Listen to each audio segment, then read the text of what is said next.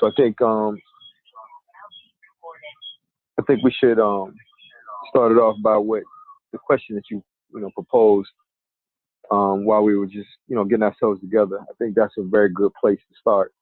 You know, on every show. You know what I'm saying? It's always good to start with the breath. So, let's kind of skip to that part.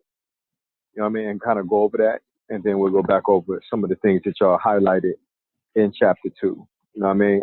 When you go over the breath, and Jonathan, I want you to repeat the or read the formula.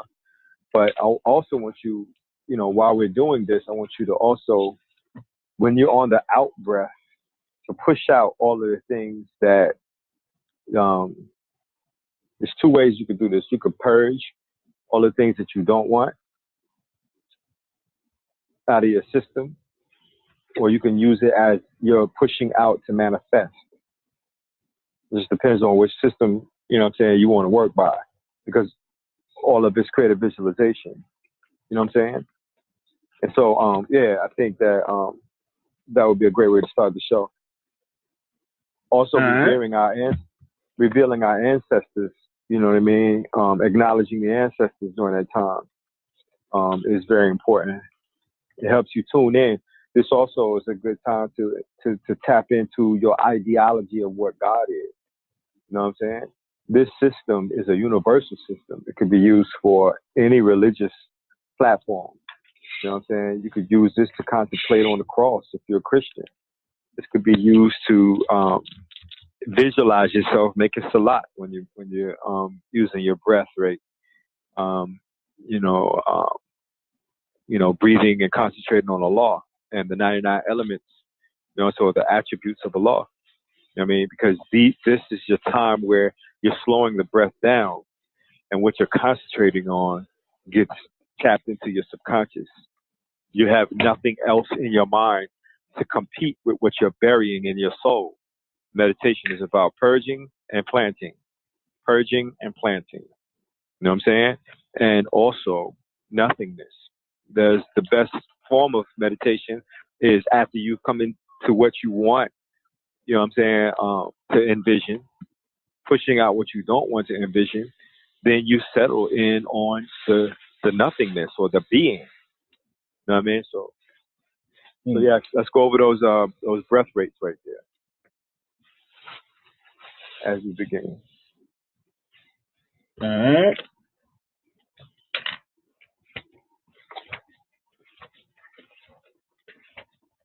Let's see. All right, chapter 2, page 38. Says creative visualization. Creative visualization. Dennings and Phillips are the authors. We're reading from the 3rd edition. When you're meditating, it's always, before you get started, it's always good to have loose-fitting clothes on. You know what I'm saying? Because your circulation has to be natural. You know what I'm saying? You don't want anything slowing up the natural rhythm of your blood flow. You know what I'm saying? Influencing your attention. You know what I mean? So that's the idea behind it. You also might want to get into, having a nice warm glass of water. You know what I'm saying? Or some incense. Not warm, but room temperature. Room temperature glass of water. Incense. So, all right. All right. My bad, John. Yeah. Rhythmic breath. In acquiring this simple technique, the purpose is to become accustomed to it so that it can be practiced at will and can be then continued without repeatedly giving attention to it. This frequently fails to occur with untraining breathing. Any student with with experience of intense mental work, whether philosophic or creative, may know the frustration of having his or her attention snatched away or concentration destroyed by the discovery that he or she has unconsciously left off breathing. besides rhythmic breath, establishes a rhythm that is natural to the individual so that when words have to be uttered, for instance, or actions performed, as in creative plan of relaxation, these can easily be fitted into the pattern of breathing. And with a little practice, all is brought into a personal, natural, and effective harmony. What you get from that? What's your thoughts on that? Learn how to control your breathing so that your breathing helps you. Controlling your breathing also helps you focus better and concentrate longer instead of just leaving everything to will. And you can really find out like how conditioned you are cardio wise even by how you breathe, and not being able to control your breath is equal to concentration in a way, like hand-eye coordination and all that. You lose attention faster. That's what I got from that.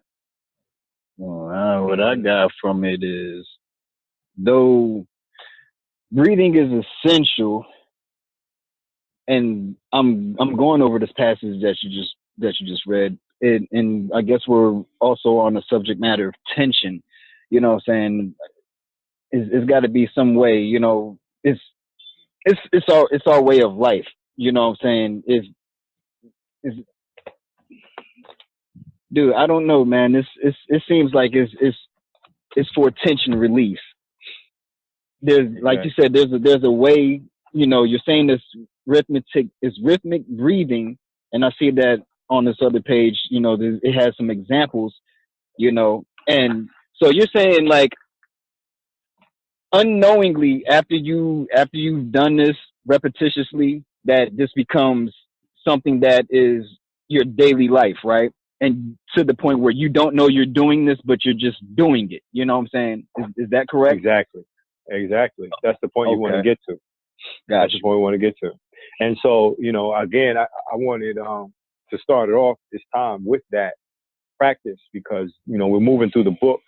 That's a very key point in creative visualization. And so, you know, even though we're going through the book, that's something that you put, you know, in the beginning of, you know, such a gathering like this, such as this. So go ahead and repeat the beats, how many beats when you hold and how many beats when you breathe out.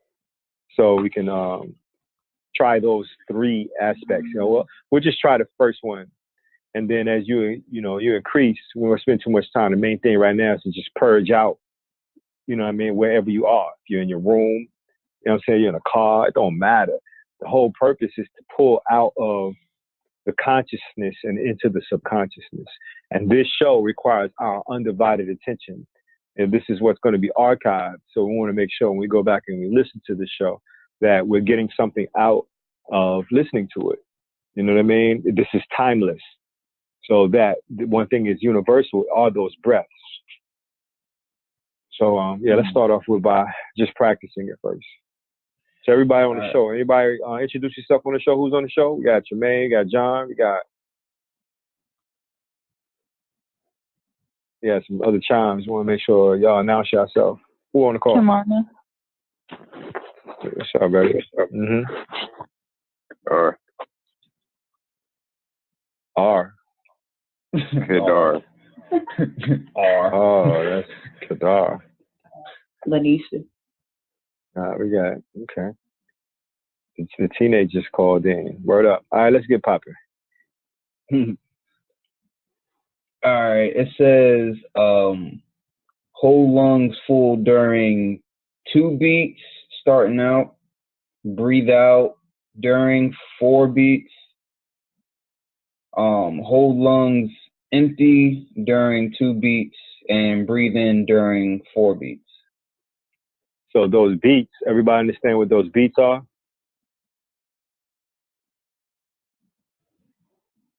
Heartbeat, fully right? understand. Exactly.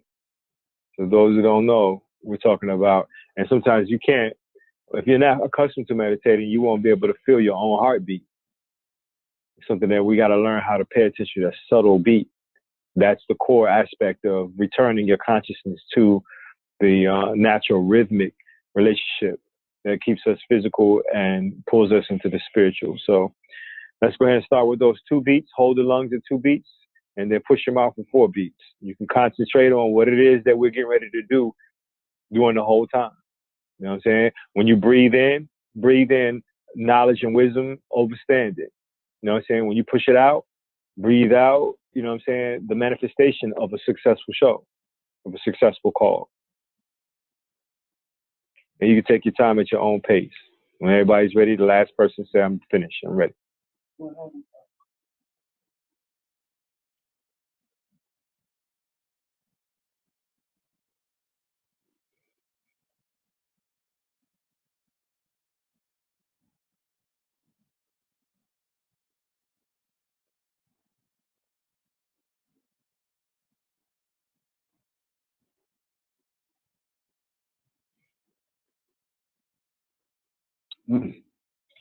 I'm good.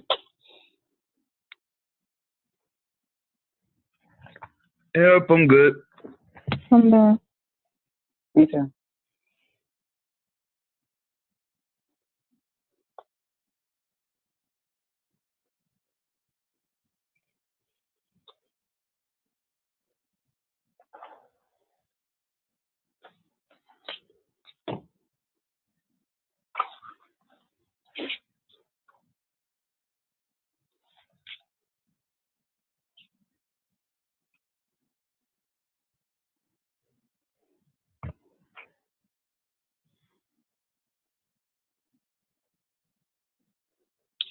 Yo, stop playing.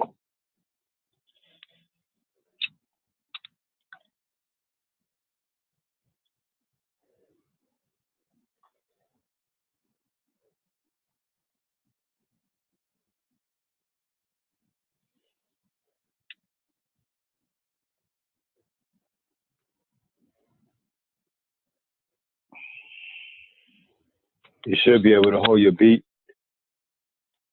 for 30 seconds and breathe out for 30 seconds. So you get a 4 minute, you know what I'm saying, out of the exercise. Mm-hmm. And you increase from there. I mean, but, you know, they give you that example, so they give you the idea, the starting point. Right. What are the main things that stood out in chapter 2 for anyone? You know, anything that stands out? Any questions? Ooh. Attention is a good point to start on. I got a question. Mm-hmm. As far as the breathing, because normally when someone breathes in and someone breathes out, it's breathing through your nose, out through your mouth. Mm-hmm. But we've learned through research and talking to other people that breathing in through your nose and out through your nose is better for oxygen. It's better for the body. It's better for the lungs. So when everyone is practicing the breathing technique, are they breathing in and breathing out through the nose, or breathing in through the nose, out through the mouth? In different forms of meditation, no different than, you know, a particular neighborhood, Queensbridge, battling against the Bronx style of rhyming, VA, you know what I'm saying, battling, you know what I'm saying, down south style of hip hop. You know what I'm saying?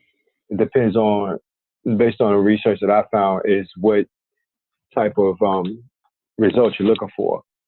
So, you know, breathing through your nose actually causes you to you can tap into a warrior state through just breathing through your nose. You know what I'm saying? That's that. When you breathe in through your nose, you can raise your vibration. When you breathe in through your nose, out through your mouth, you empty. Empty yourself. There's even another technique on the Hindu culture has mastered in regards to breathing in through your right nostril, breathing out through your left nostril. You know what I'm saying? I did that one. And vice versa. I did that one. And that one's tough. Mm-hmm. Oh, yeah. I wanted to also add, because just breathing, period, when you meditate, there are times when I used to meditate and I would breathe in through my nose and out through my mouth, but it seems as though like my breath just becomes short. So when I start practicing the breathing in through my nose and out through my nose, I'm able to breathe out longer. And I've also learned that when you do breathe in, you use your diaphragm more instead of breathing from your stomach. No, you use your belly. Use your stomach. No, you do. From your abdomen. Your abdomen, yeah. So you actually, like a baby would breathe.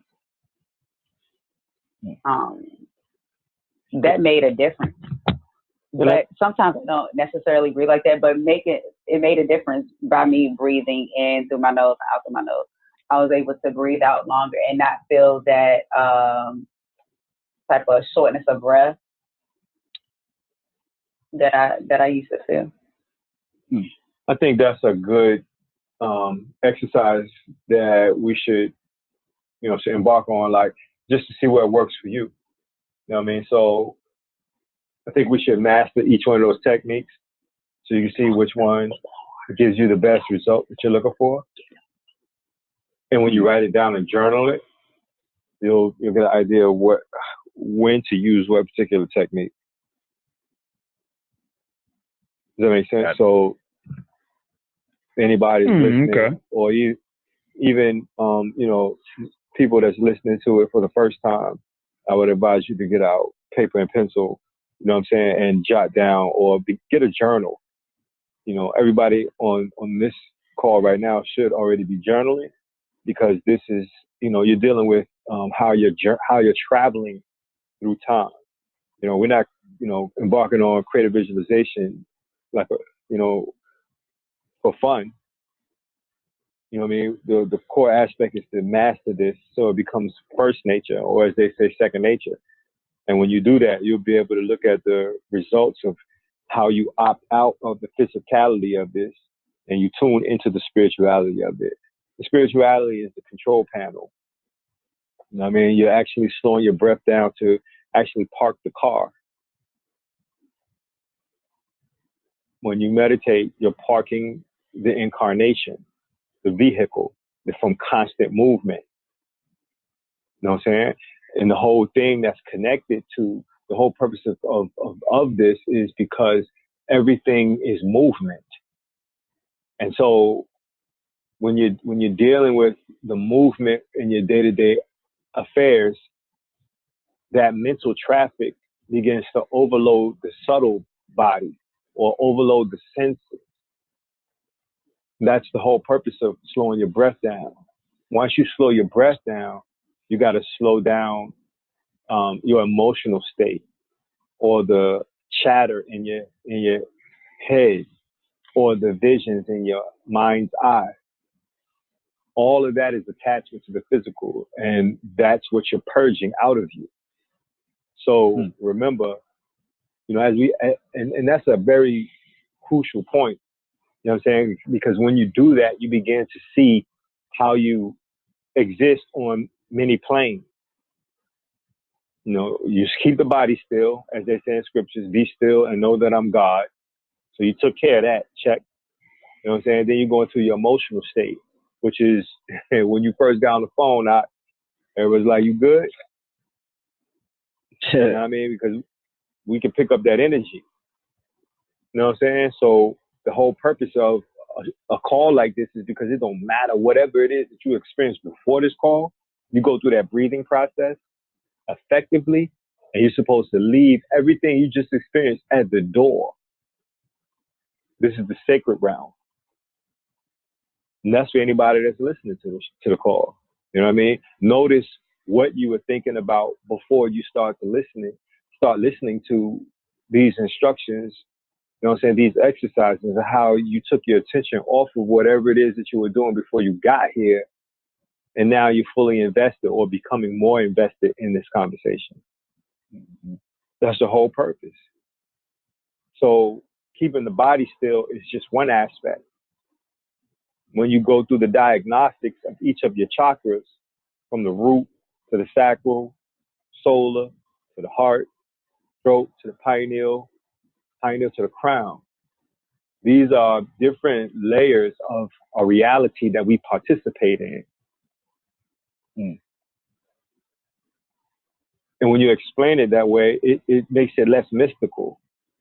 It's only mystical because we are relearning it. This is a way of life. Remember, you just said you're supposed to be able to, you know what I'm saying, go through these beats per breath, beats per hold, and it's supposed to become first nature or second nature. Pretty soon, just by embarking on it, it'll become a part of the way you move through life. And remember, when you're watching martial arts, what do? When they hit the mat and they're about to engage, what do? They bow, so they're acknowledging each other's being. And it depends on what particular technique, they go into a certain breath control. Yeah. And why? Because I'm only thinking about tearing your fucking head off if I'm entering into, praying mantis. Mm-hmm. I ain't thinking about nothing else but destroying my enemy or whoever's in front of me. And so you tune everything out. That's the whole purpose of the breath control. So what is your enemy? Our enemy, or inner me, has transformed itself from, because a lot of people bring their job home. So when you look at your job like your opponent, you approach it with the breath. You don't bring your job home. You don't bring that into home. If you bring your job into home, then you're bringing your job into home either because you can't separate from it and it becomes senseless audio chatter, or it becomes senseless video flashes in your mind. And so you have to separate the role that you participate in on those various levels on each chakra plane. So root chakra, you gotta remember, that is the physical plane. That's the first layer that you start with. Be still and know that I'm God. Now, what is involved with a person's day-to-day affairs? You know what I mean? They may have some, love issues, or they mistake love issues for sexual issues. They may have created some sexual addictions in the sacral region. So when you're going to meditate, remember, you're evaluating each level on your elevator. Mm-hmm. You know what I'm saying? So I'm going to deal with my physical first. I'm going to sit still, be still, preferably lotus position, or they have the Egyptian Osiris position where you lay on your back. You know what I'm saying? They have the pharaoh, you know what I'm saying, where you can sit in a chair. There's different layers, it's different aspects and ways that you can approach this. And all of them work depending on, you know what I'm saying, your environment. You know what I'm saying? You got a moment, you know what I'm saying, on your job, you're sitting in the car, you can just tune out. You know what I'm saying? If you're ready to take a nap, or if you're deliberately meditating and you want to lay back in an Osiris position, you know what I'm saying? That's one aspect. Or if you just want to, you know what I'm saying, use the, as they say, crisscross applesauce when you were a kid, you know what I'm saying, or Indian style. You know what I'm saying? More famously called or coined the lotus position. You know what I'm saying? So we're gonna begin the shows off from now on with those rates. Therefore, you can tune out of the world and tune into the conversations that we're having. That's one of the best practices that we can engage on. And take it off of the show and take it into your day-to-day activities. Then we're starting to get results from reading the book.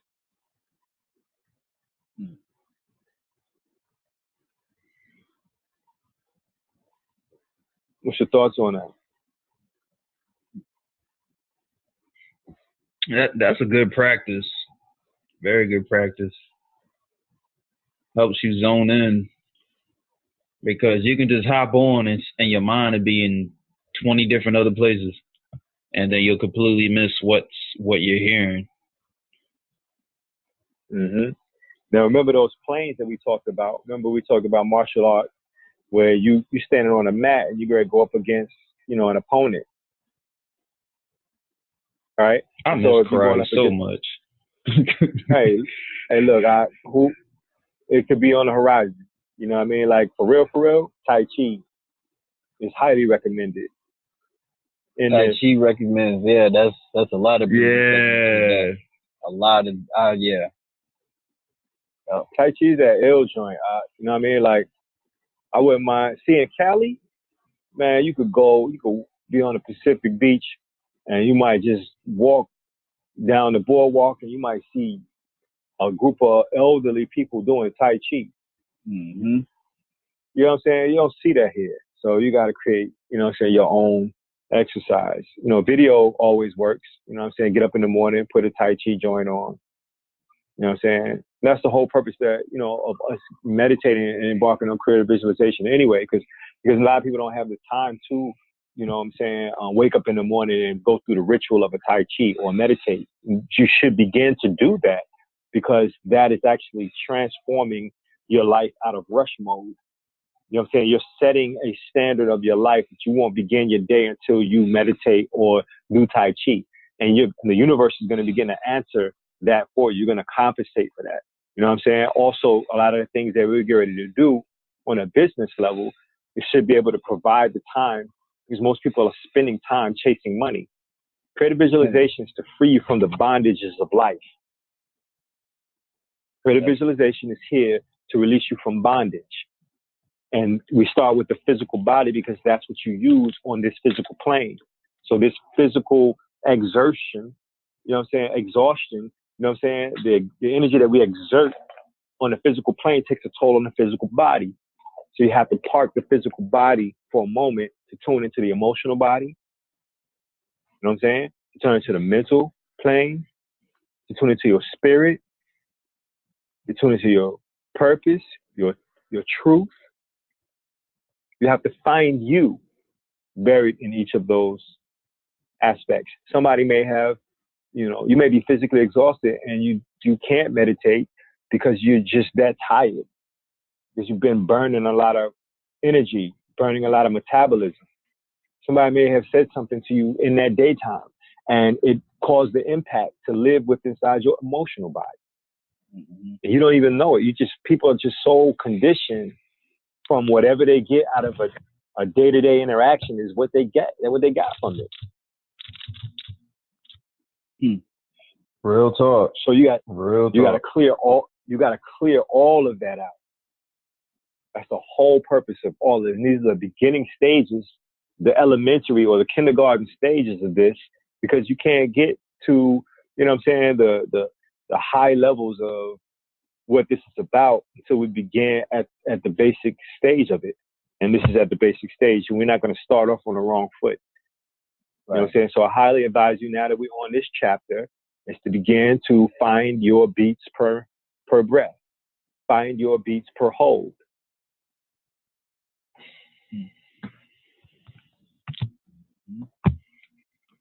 Make sense? Mm-hmm. When you do that, you begin to see what Neo accomplished in the Matrix. He was busy fighting Mr. Anderson. So he actually tapped into some Tai Chi shit because he became the one. Everything else on the external world is in the external world. When you go into meditation, you're not in that world anymore. But you can't opt out or tap out of that world, right? Completely or wholly, or your whole self out of that. And you got any unfinished business in that physical world, or bring that unfinished business into the concentration or the meditative zone. Because what you do is you keep a bridge for your enemies to come into your meditation. This is really what you're fighting. You're fighting what happened to you in the physical.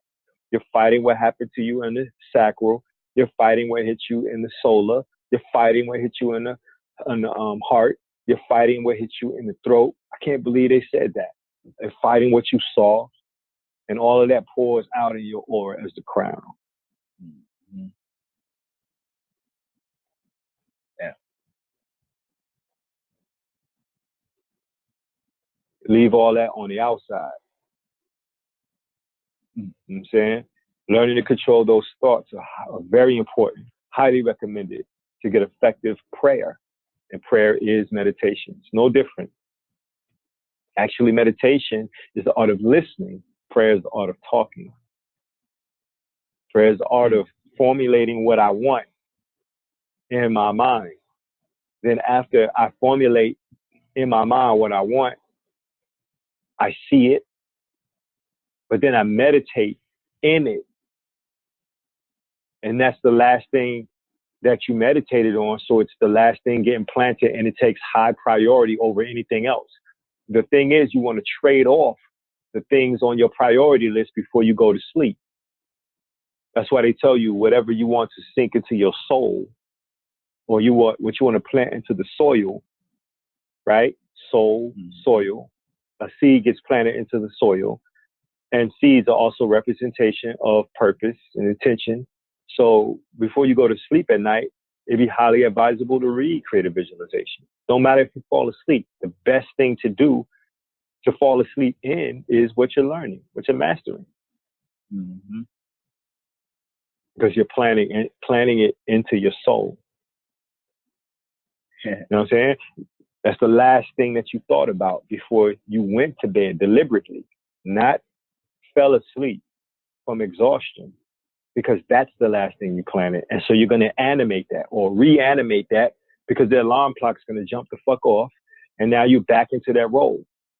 You can't separate yourself from the physical. Your physical and the actual, you know what I'm saying, exerting of the energy is in the physical. Now you bring it into your dreams, or your dreams become nightmares, because you can't separate the two worlds.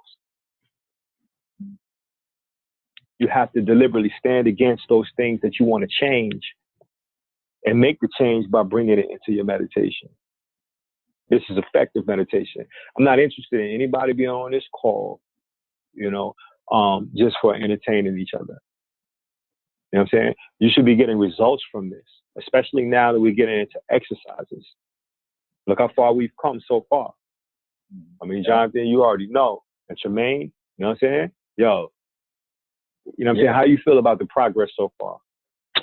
Man, I'm loving it. I mean, it's a little bit baby steps here and there, but I'm getting there. Most definitely. Mm-hmm. Word up. So, I mean, go ahead. No, I was saying though, like, my energy is off, you know what I'm saying? But I really didn't tap into this chapter as much as I wanted to, but I did practice a few things today, just dealing with ignorance. So I had to take some breaths today, you know what I'm saying, and get that out of my system, because I was in a funk, you know what I'm saying? I apologize for bringing that vibe to this phone call, but I had to get some of that out of my system, man, because So where did it settle at? Where did it settle at? Remember, we talked this is a perfect opportunity to discuss where it settled itself. With that whatever energy? your experience was, whatever you experienced today, feel where most impact you. You know what I'm saying? Did it impact you more so in the flesh? Did it impact you more so in the emotional state? Did it impact you? You know what I'm saying? And your you know what I'm saying? Is it dealing with something sexual? It was an emotional state, because at the end of the day, like I was upset. You know what I'm saying? And like after just working like 12 hours and then come home to some bull. You know what I'm saying? I'm like, dang, I had a good day at work, and I come home to this, and I'm like, man, you know what? Let me sit back for a second. So the first time I sat down, you know what I'm saying, I was analyzing, and the more I started analyzing everything around me, it started making me angry. I was like, okay, you know what? I stepped outside, you know what I'm saying? I sat outside for a minute. I was like, you know what? Let me just get myself out of this situation real fast. You know what I'm saying? Before I even walk back into this with a different, you know what I'm saying, mind frame. And I had to, you know, it helped out a little bit, you know, and then I ate and I felt a little bit better. But but like I said, man, I did take some breaths, you know, as I sat outside. And like I said, I really didn't dabble into this chapter, but something told me that I needed to take a breath, you know, take a breather, if you will. All right. So you said a couple of things that are real important to spend some time on. You know what I mean? Because you remember, we're dealing with allegory. Right. You know what I'm saying? And so since we're dealing with the allegory of things, if you're concentrating on a particular aspect of God, you know, compassion, right? Then you have that has to be an allegory. You have to see yourself in that situation. Everything may not have to be taken literal, as opposed to seeing yourself in that. So one of the things that you said that'll help you, and for anybody that's listening, you know, when you listen to this call, another practice is to look at things as an allegory. You know what I'm saying? And one of the things that Tremaine mentioned, you know what I'm saying, is he got upset. Now, when you take that word and you diagnose that word and break it down, you're listening to set. I think we explained this before. Yeah, it was last week. And what do you remember about that? What were we talking about? Egyptian, right? His energy, right? Set's energy. So exactly. Yeah, definitely. So he taps into you, you tap into him, you know, and he's in control. Exactly. So that's a lower vibration joint, right? Like a lower vibration type of feeling.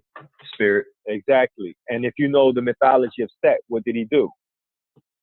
Oh, he did some dirt. He did some dirt. What exactly? Give me something that he did, if you recall, or if you're familiar with Set's mythology.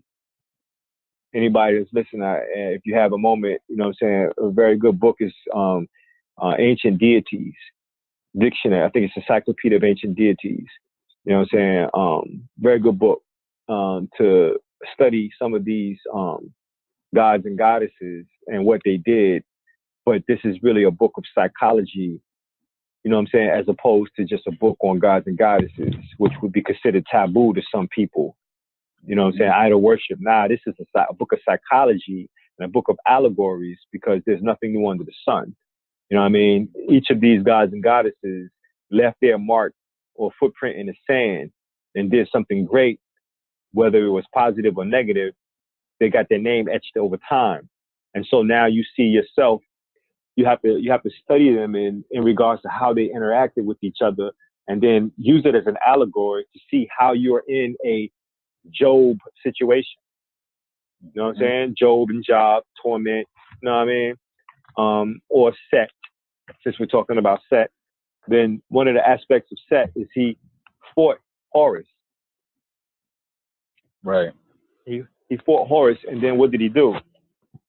He chopped him up, scattered them, right? That was his father. That was Osiris. Oh, yeah. So, okay, gotcha. So in creative visualization, if you know what that mythology is there so that you can see the story play itself out. Set killed Osiris, scattered his body all over the place, right?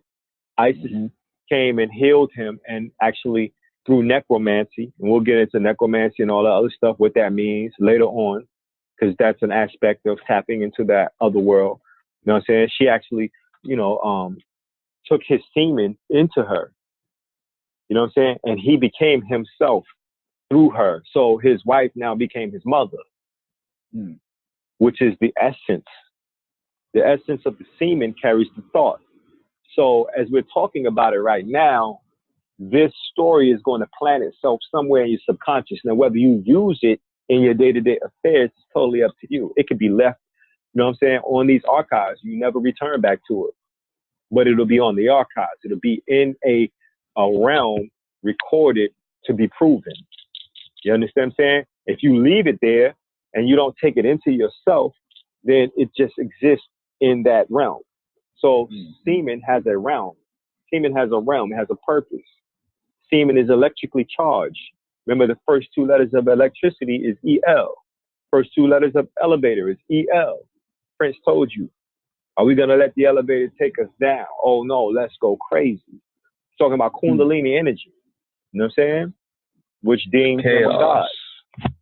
Chaos. You know what I'm saying? Sure. And so to separate yourself from the chaos into the Ma'at. You know what I mean? To separate yourself from the chaos into the one eye or the cyclops, you beam your purpose into this life. You see on X-Men when he takes his glasses off, it's so powerful that it destroys what's in his presence, because that's symbolic of his mental ability to project into the reality what he wants into this reality. That is one-track mind, or putting on your blinders, or laser precision. If you take a magnifying glass and you put it under the sun and you find that finite point when that light becomes fire, that's the same thing you do with your pineal gland. That's the same thing that you do with your purpose. That's what the same thing you do, as you said earlier today, Jonathan, before we started the call, finesse reality. How can you finesse reality? You finesse reality by seeing what you want, but you first got to pull out. You got to know the difference between the two. You know what I'm saying? So set is a lower aspect. And the reason why it's very significant to understand this mythology is because when you see it as an allegory, you see yourself in both those roles. You are Set, you are Heru or Horus. You are Set or Satan to your own visualization. You destroy your visualization through attributes like jealousy, because you rob yourself from the assurity that you are I am that I am, that you are Osiris the Father and Horus the Son. The only thing that threatens that is falling into a lower vibration of that allegory of Set killing Osiris. Isis represents the feminine aspect. What does she represent? The state of meditation, the state of nothingness. Remember, we're dealing with yin and yang. And so when you go into the darkness, you go into the womb. And when you go into the womb, right, that's that dark place. In the womb, you go into heaven or hell, because whatever's in your subconscious, right, or whatever's in the feminine aspect, right, is what you'll deal with. So if you don't hold back the stream of negative thoughts, you bring it into your meditation, and your meditation is flooded by the physical world. You didn't know how to stand at the gates and stop the physical world from flooding into your womb or the womb of the woman. When I say your womb, I'm talking about the fact that every male comes from a woman. And the womb, right? Even with the word womb, we have, again, here we go, Om.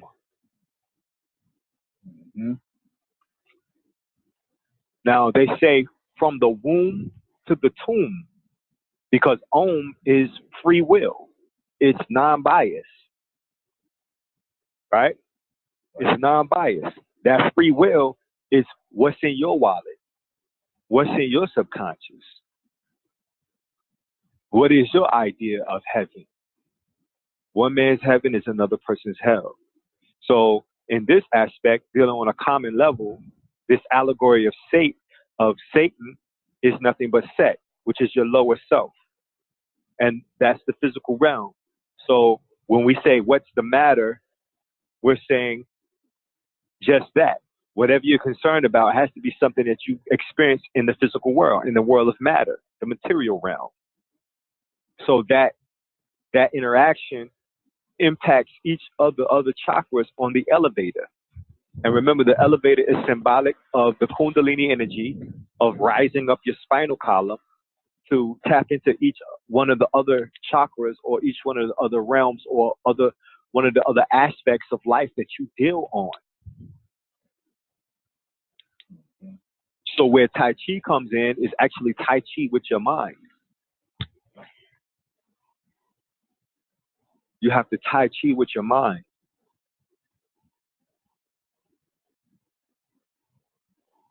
Mr. Anderson is whatever you're dealing with at work. Mr. Anderson is whatever you're dealing with, or Miss Anderson is whatever you're dealing with in the sacral or your sexual relationships that you're pleased or unpleased about. Mr. Anderson is what am I dealing with in my solar plexus. You know what I'm saying? Mr. Anderson is what am I dealing with in matters of my heart. Mr. Anderson is what am I dealing about? What did they say to me? Or I should have said that differently.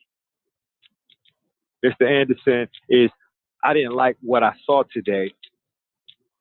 And you're existing on the visual plane, and instead of being projected into, you begin to meditate and play the scenery out differently and project outward if you want that situation to change. So you Tai Chi each of these realms as your inner needs. And each one of them started with the god of the lower realm, which was Set. So Set Set actually damaged, you know what I'm saying, Horus's eye in a battle. And so that battle is symbolic of, I think it was his left eye, or if somebody can Google that for me real quick, so we can get an idea what they're talking about, because you have two sides of your body. You have the left and the right hemisphere. And so since you have the left and right hemisphere, you have your left ear, your right ear, your left nostril, your right nostril. Each one of those came from your parent. One side from, both your parents. They donated half themselves. R. Kelly, let's go half on a baby. So when you're dealing with the right side of the brain, you're dealing with the feminine. When you're dealing with the left side, you're dealing with the logical side. And so understanding what eye was damaged, you get an eye left understanding eye. What I thought it was the left eye. Exactly. Yep, left eye. So which one is the moon? Which one is the sun? I think the sun is your right eye. Ra. Because you're dealing with Ra, you know what I'm saying? With Yeah. the right or Ra. Yep. So you're dealing with the left eye, which is Horus. You know what I'm saying? So remember, and also in a masculine and feminine aspect, because remember, this same, allegory can be looked at from masculine and feminine. So you're looking at the sun as the right eye and the moon as the feminine, right? Of the left eye. So what does that mean? That means that you're also, when you're looking through both of your eyes, you're actually drinking in the whole scenery of whatever it is that you're interacting with. And so whatever it is that you saw today, try to go back to a particular scene that you had today. And then, like if you were talking to somebody, and then hold that image in your mind and then try to look behind them from the replay. Because it's recorded. It's right there in your mind. The one way you tap back into a photographic memory is to engage on that exercise that I'm explaining to you right now. Hold the picture in your mind of something that you did earlier today, a place that you were, someone you were talking to, and see that interaction. But zoom in behind them over their left shoulder and see if you can recall what was in the background.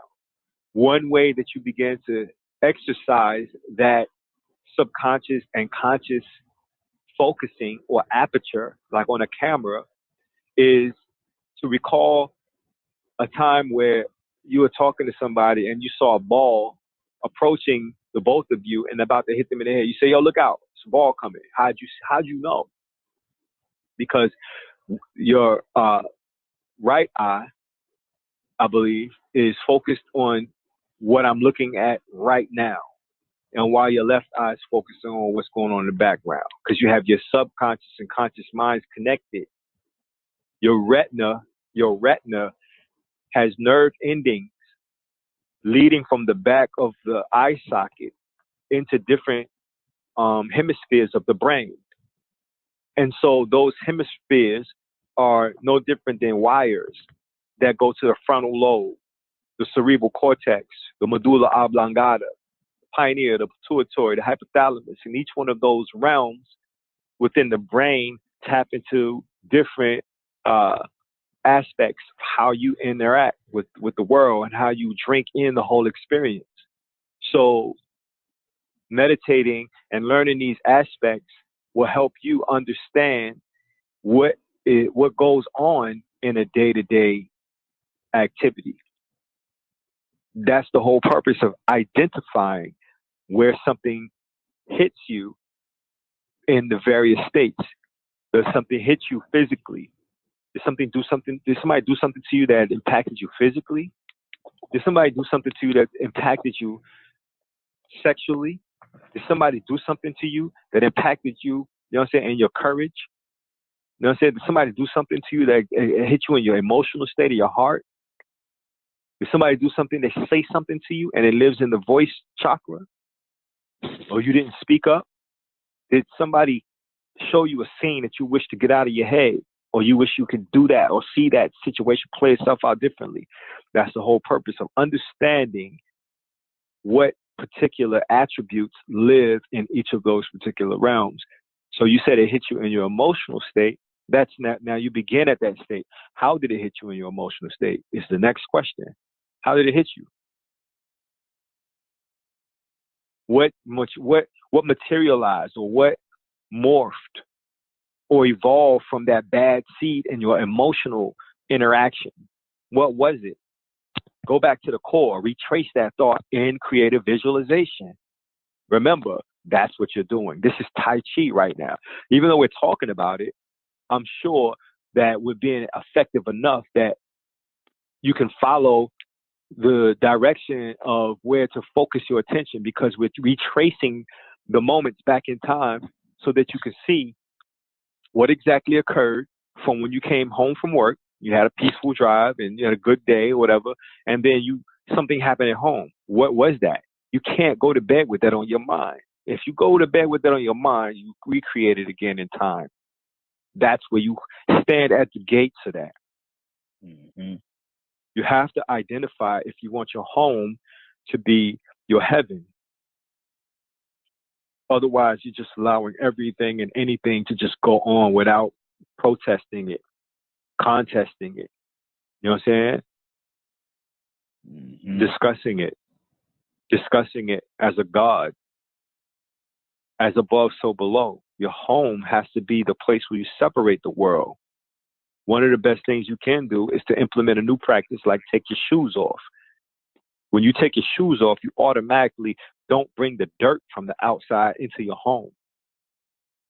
The whole purpose of that is to leave the outside. You have to alter your mind from the outside world into your home. They call it home, and Om, because Om is in the word. Mm-hmm.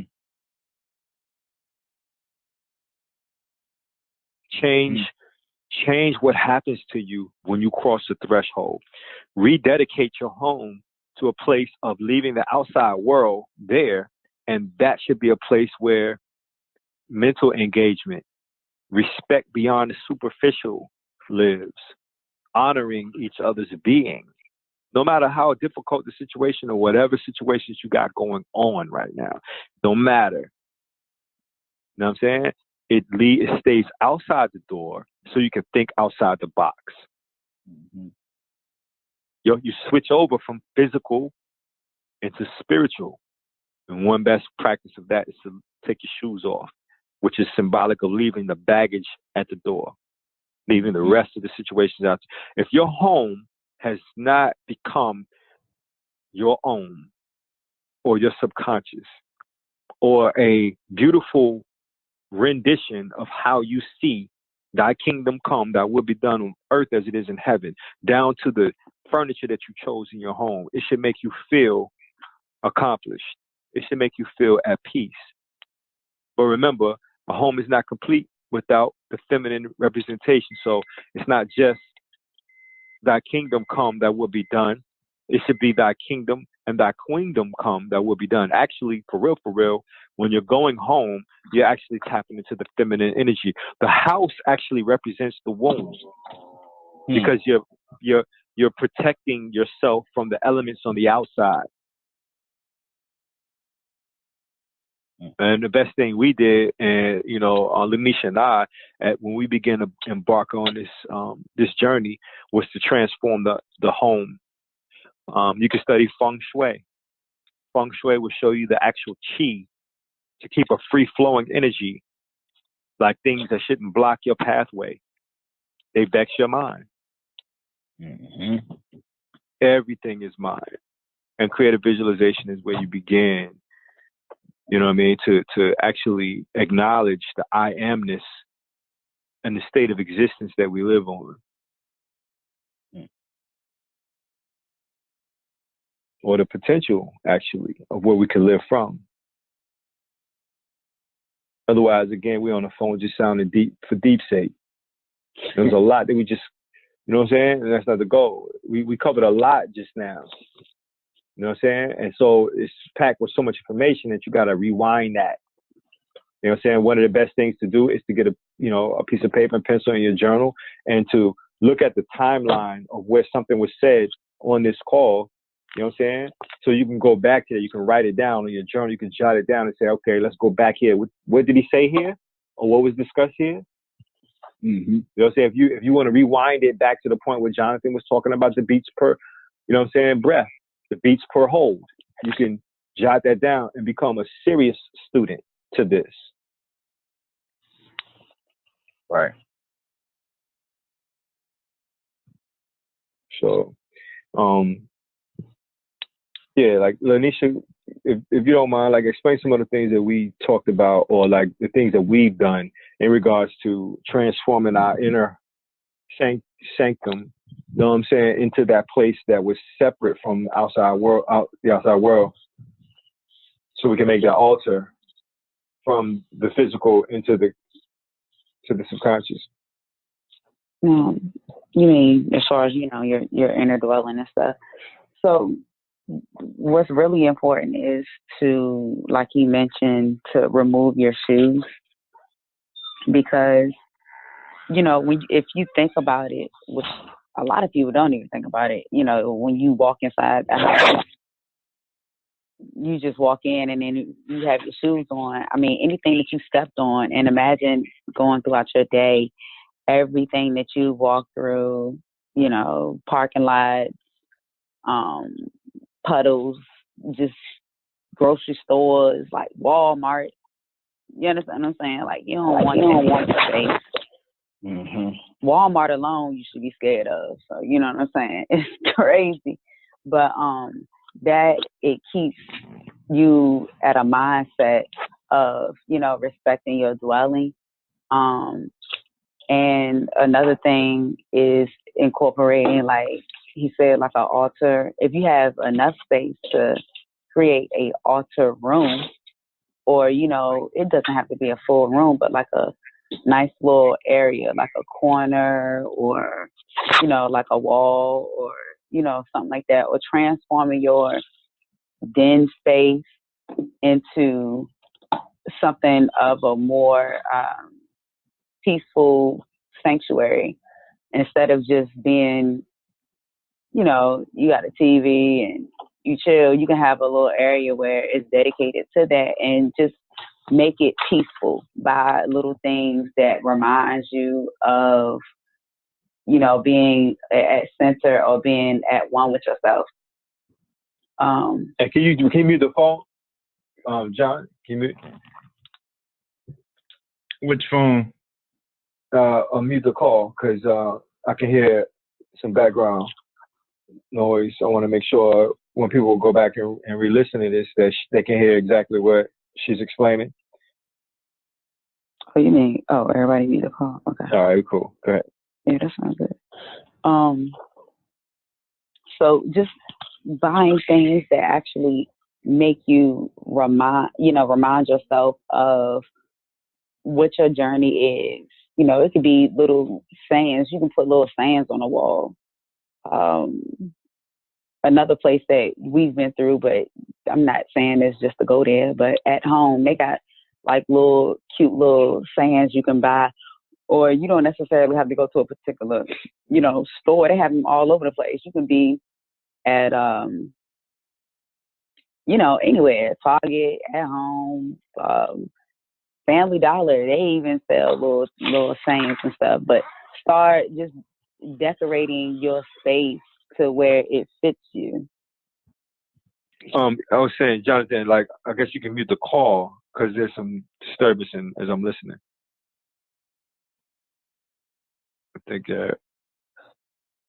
was it muted, Jonathan? No, it was just Miss Lanisha chatting, so it might be in the background. Where y'all at? Maybe it's somebody else. All right, cool. All right. Yeah. Go ahead. Let me see.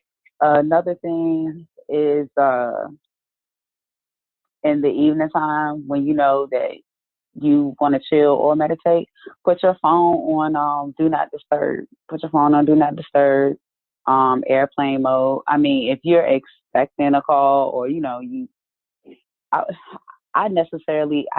put my phone on airplane mode, or we put our phone on airplane mode like when we're about to go to sleep. If you want to just put it on do not disturb, you can still get calls that way. It's just somebody would have to call twice. So the second time they call, it'll go through. But the first time they call, it'll go straight to voicemail. But that basically shuts you out of the world. So, you're about to rest or right before you go to bed, meditate for a little bit. And another thing is not having a TV in your room. So, like, if you do have a TV in your room already, just, practice not turning it on after a certain time. Or, because really what happens is you want the space where you rest to be that space. And when you start doing stuff like this, like separating it, it becomes habitual or, like ritualistic. It becomes a ritual. So you know that, okay, when I get in, you don't even think about it no more. You take your shoes off. You have a place where you place your shoes. Anybody that comes to visit, they get used to not having their shoes on. And other people will respect your home that way. And this is something that you may do and you share with somebody, not share, but they see you doing it, they may incorporate it as well in their home or in their space. Can I say something about that? One very important psychological alteration that occurs when you take your shoes off is your behavior switches. You know what I'm saying? Like when you got your shoes off, you're more in that vulnerable, I'm relaxed. When you got your shoes on, you put your shoes on to do what? Interact in the world. You know what I'm saying? So your shoes make you feel a certain way, no different than, people say no Timberlands involved. You can't wear Timberlands if you come to the club. So you gotta wear dress shoes, dress code. You know what I'm saying? Like, it's very important that you switch totally yourself when you come from the outside world and the inside world. Misha and I have been doing that, since like 2010, perhaps, I would say. You know what I'm saying? Some more things that you can do just to shut the outside world off is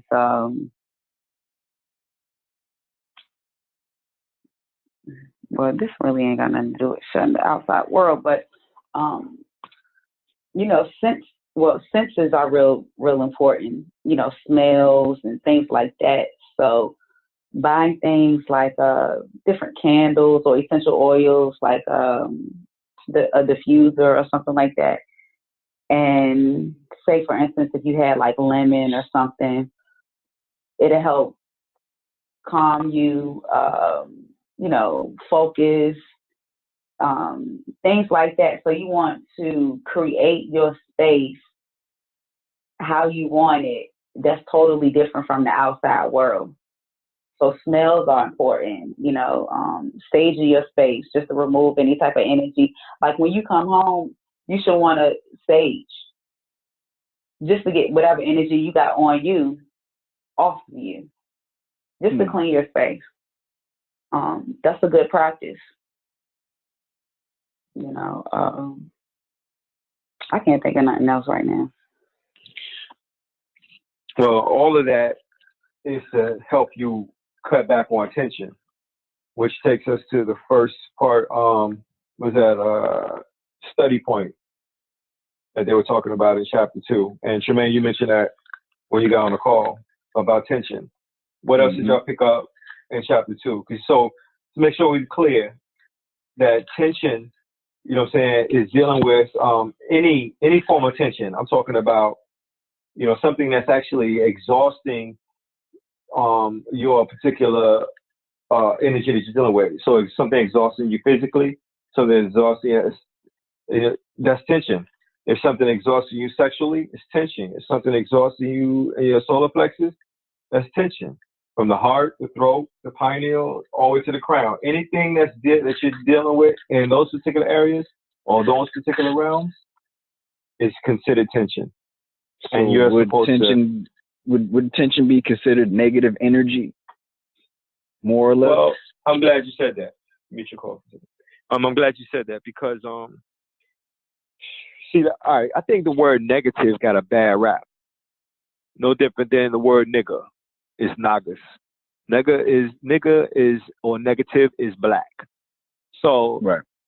this falls into the same, you know, stereotype, black ball, black cat, you know what I'm saying? You know, black male, angel food cake is white, devil food's cake is black.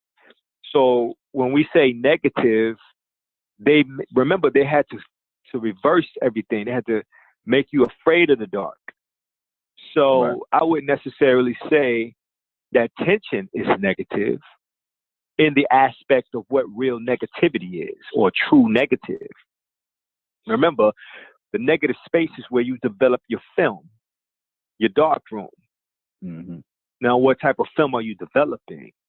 Are you developing some, you know, photographs that was taken on a crime scene to help, you know what I'm saying, solve a crime?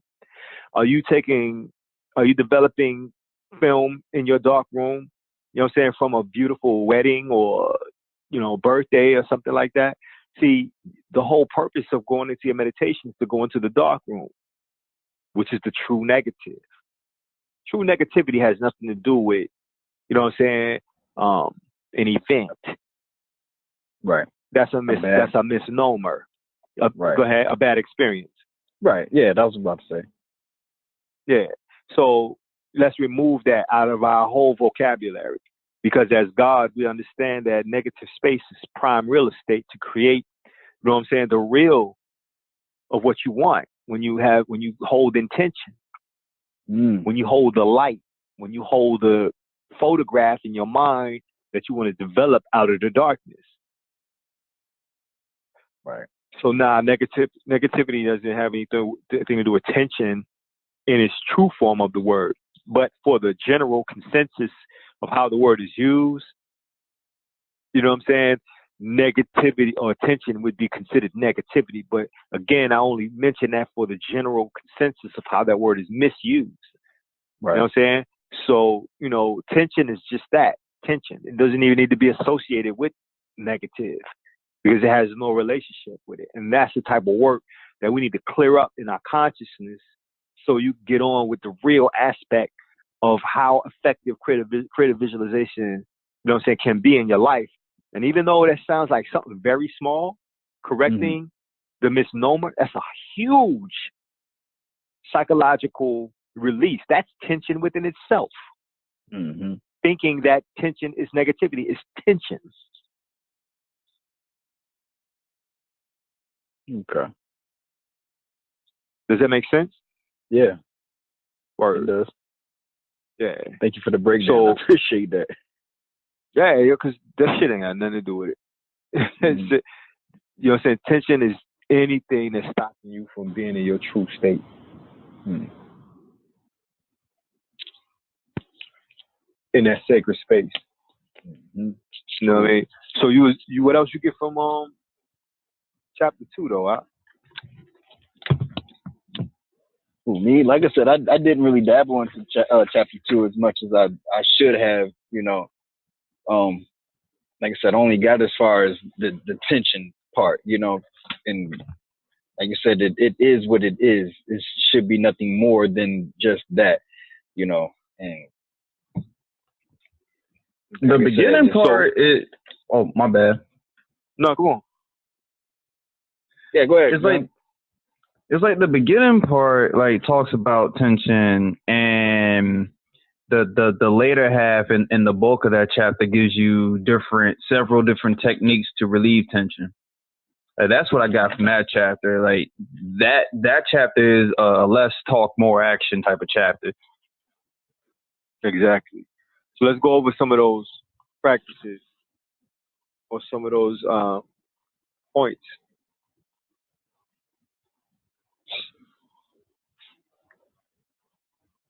All right. Talked about the breathing joint earlier. There's a joint where you lie back on page 29.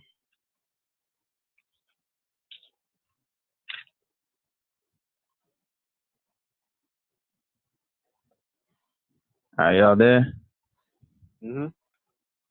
All right. Oh yeah, I saw that one earlier. Yep. Wear loose garments or nothing. Be barefoot. Lie on your back as flat as you comfortably can. Draw your chin in slightly. Rest on the back of your neck rather than the back of your head. If you really want to, you can put a soft but not too thick pad or cushion under your head. Let your arms lie slack, more or less parallel to your sides. Test what is going to happen when you relax your ankles. Are your feet going to sag outwards uncomfortably? Don't let this make you cautious about relaxing them. Far better, arrange a couple boxes or something for them to come to rest against if and when they do sag outwards. Lying thus, take a few deep, slow breaths. Breathing again, key. If by chance your body was not correctly or symmetrically settled, these breaths will probably be all that is needed to cause you to make any necessary adjustments. If you can, throughout this practice, breathe gently, evenly, and through your nostrils. Yeah. All of that is to release tension. You know what I'm saying? That's one of the ones that you talked about earlier when you're talking about lying down, right? Exactly. In some other systems, it's called the Osiris or Osiris position or form of meditation. You know what I'm saying? Remember, Horus is the manifestation of Osiris. So Horus in this aspect will be used or looked at as an allegory as the subconscious. And remember, Set chopped Osiris up into, I forgot how many pieces it was, but these pieces. Oh. Well.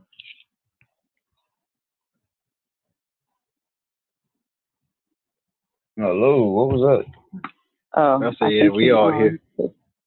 We all here. Yeah. Chuck's call dropped. Yes, yeah, his call. Somebody called drop. I heard it. Yeah. Oh, he calling back in now. I don't know why I did that. I don't either. Yes, that was strange. It was like, dude. That's gonna sound like Sound like the Wizard of Oz joint, him kicking somebody out or something. Oh man, stop. We talked about that. Hadoosh. Be gone. No, Bewitched. It sounds like Bewitched. Though. Oh yeah, Bewitched. Oh wow. Like what? That's a joint where she used to wiggle her nose. Yeah. Oh man. So Horus actually represents the physical manifestation of Osiris. You know what I mean? So in that aspect, you know, Horus is the physical exert. You know, it's the revenge. Remember, Horus revenges his father because Set destroyed him, and each of those pieces represent the mind. Osiris represents the mind, the subconscious mind. Isis represents the feminine aspect that's missing, or the alpha and omega. So when you have that trinity of mother, father, child, Horus is revenging the father, which Osiris was cut into pieces. And so since Osiris was cut into pieces and Isis hovered above him and brought his semen into her, then he became in essence the son, or the immaculate conception. But this particular, which is very important, and we're not going to spend too much time on it because we're talking about creative visualization. But what's the element that taints the story from Osiris becoming himself, which is the Jesus story of God impregnating Mary, as they call it, or the Immaculate Conception? What is the element that taints the story of Osiris and Horus? It would be revenge. So you're basically talking about a reincarnation of yourself. And if you die, so to speak, tragically, that energy creates momentum. And in essence, it returns back to the earth to play itself out. Death is still the subconscious realm, as they call it. It depends on what energy you're taking into death that will create heaven or hell, or even purgatory.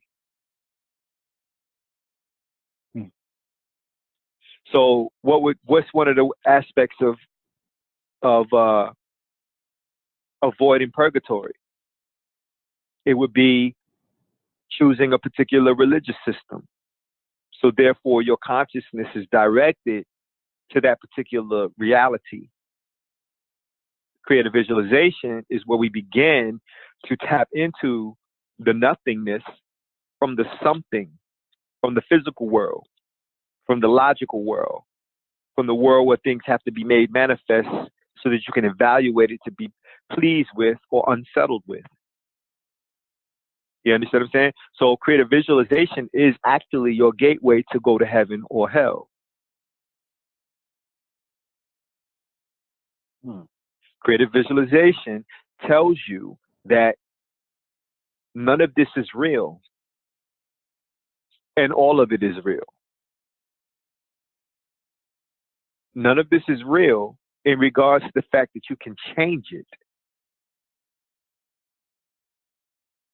If I take a situation into my meditation that I didn't like, I'm going to come up with the answer if I spend quality time contemplating on how do I reapproach that situation that I, was displeased with in the physical world. You come home from work, change over, make an alteration from the job you into the home you. They're two different aspects that come from two different and should represent two different aspects of yourself. The whole purpose of all of this is to leave the physical behind anyway, or nail your physical body to the cross, so that you could be all consciousness, pure consciousness. And pure consciousness always take resident in a surety. So therefore, no matter what it is that I experience in this physical life, it won't impact my psyche to the point that I can creatively visualize even my departure. you're supposed to be so wrapped up in Christianity and going to Christian heaven or Hindu nirvana, right? That the story runs through and course through your very essence. Therefore, when you leave here, you know, oh, I'm good. I'm going to Christian heaven. You know what I'm saying? If that's what you choose. Right. Because there are other versions, huh? No, go ahead. Sorry. Remember, there are other versions of the afterlife. So you can't sit here and say there's only one heaven when clearly all of these religions claim to have one as well. What they've done is they've placed their idea of heaven, you know what I'm saying, as the real heaven, which is nothing.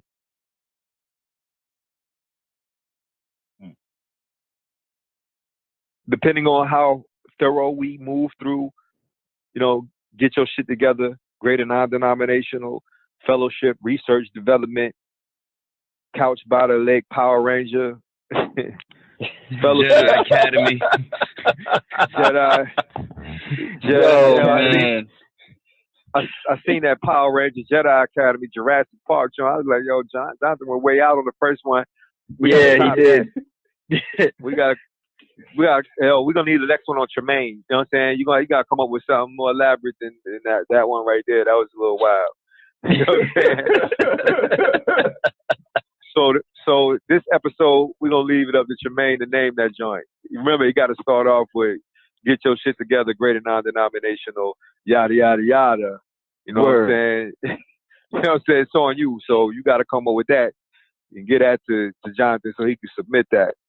But nonetheless, you know what I'm saying, this aspect, you know what I'm saying, or this approach to aspect, or this approach to perspective, you know what I'm saying, here at Get Your Shit Together, Greater Denominational Fellowship, is to realize with your real eye that each of these realms are perspectives that a group of people concurrently agree that's how they're going to govern their life, and that's where they're going to go to in the afterlife.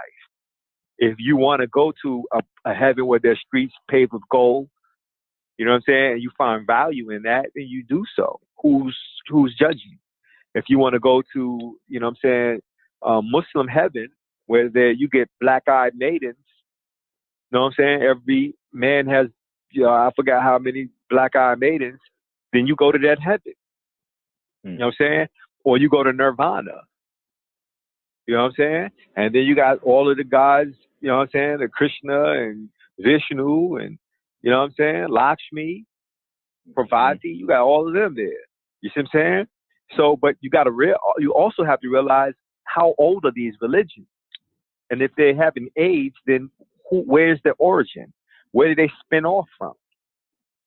Which also means that we on the phone right now can create a heaven. Those that are listening to this call right now, you have the potential to create a heaven by the group of people that you rock with.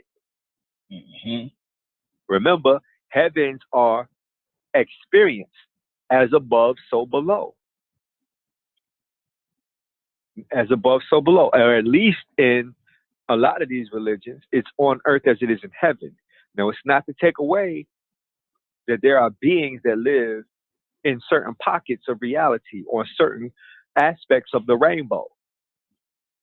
There are certain spirits and realms that these beings have never been physical. They don't even know what it's like to be human. And you'll experience that when you meditate and you encounter them. You'll encounter them through intuition. You'll encounter them through emotional states. You'll encounter them in your dream state, in meditation. You know what I'm saying? And it's up to you to realize where they dwell, on how they interacted with you. So for those who get like, you know, epiphanies, that's the realm of air or ether. You know what I'm saying? You might get interacted with, you know what I'm saying, on a being that affected you, and you began to cry. And your emotional state, an unsettled spirit, an overwhelming sensation or feeling to just cry. So remember, these are aspects within the chakra system. Your whole purpose of creative visualization is to begin to separate, you know what I'm saying, those particular feelings that you encounter every day, and spend time on, why am I emotional right now? What's impacting me emotionally? What's impacting me mentally? You know what I'm saying? You know, I got to deal with myself in my mental state, so that I don't become, you know what I'm saying, overwhelmed by too much mental pressure. And so if you can't slow that traffic down, next stop is the psycho ward.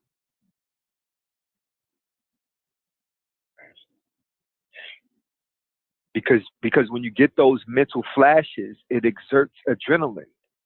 And that adrenaline begins to create a chemical imbalance in your body, because you're not doing anything with the adrenaline that's being exerted, you know what I'm saying, or injected into the bloodstream. You're just always on high. You're on high alert. You got flashes running through your head. So you're around someone that's unpredictable. They're just overwhelmed in their senses. And so you have to separate yourself from your job when you come home, because eventually, how much, you know what I'm saying, damage can the mainframe of the mind take? You're going to saturate your mainframe, and it's going to overload, short circuit, which shows up as frustration, or he lost his head, you know what I'm saying? Or either the opposite, and you implode and you go into depression because you are actually overwhelmed. You don't know how to handle the situation, so you short circuit and just give up. But you have to look at your whole experience as a biological, robotic relationship of the incarnation, but realize that my mind is not the body. When you begin to separate the mind through creative visualization from the body, you can more easily, I should say, get over addiction.